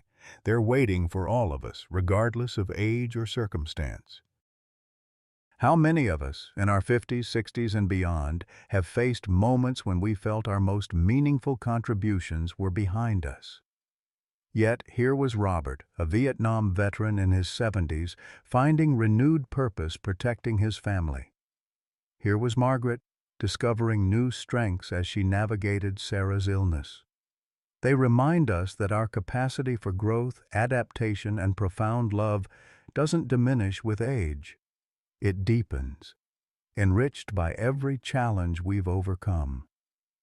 Max, with his extraordinary gift and unwavering loyalty, shows us that connections transcending words are often the most powerful. In our golden years, perhaps this is wisdom worth embracing, that our most meaningful chapters may still be unwritten, that family, whether related by blood or chosen through circumstance, remains our greatest treasure, and that love, in its purest form, always finds a way. Has an unexpected detour in your life led to an unforeseen blessing? What second chances are you grateful for in your own journey? Share your stories in the comments below. Your experience might be exactly what another reader needs to hear today.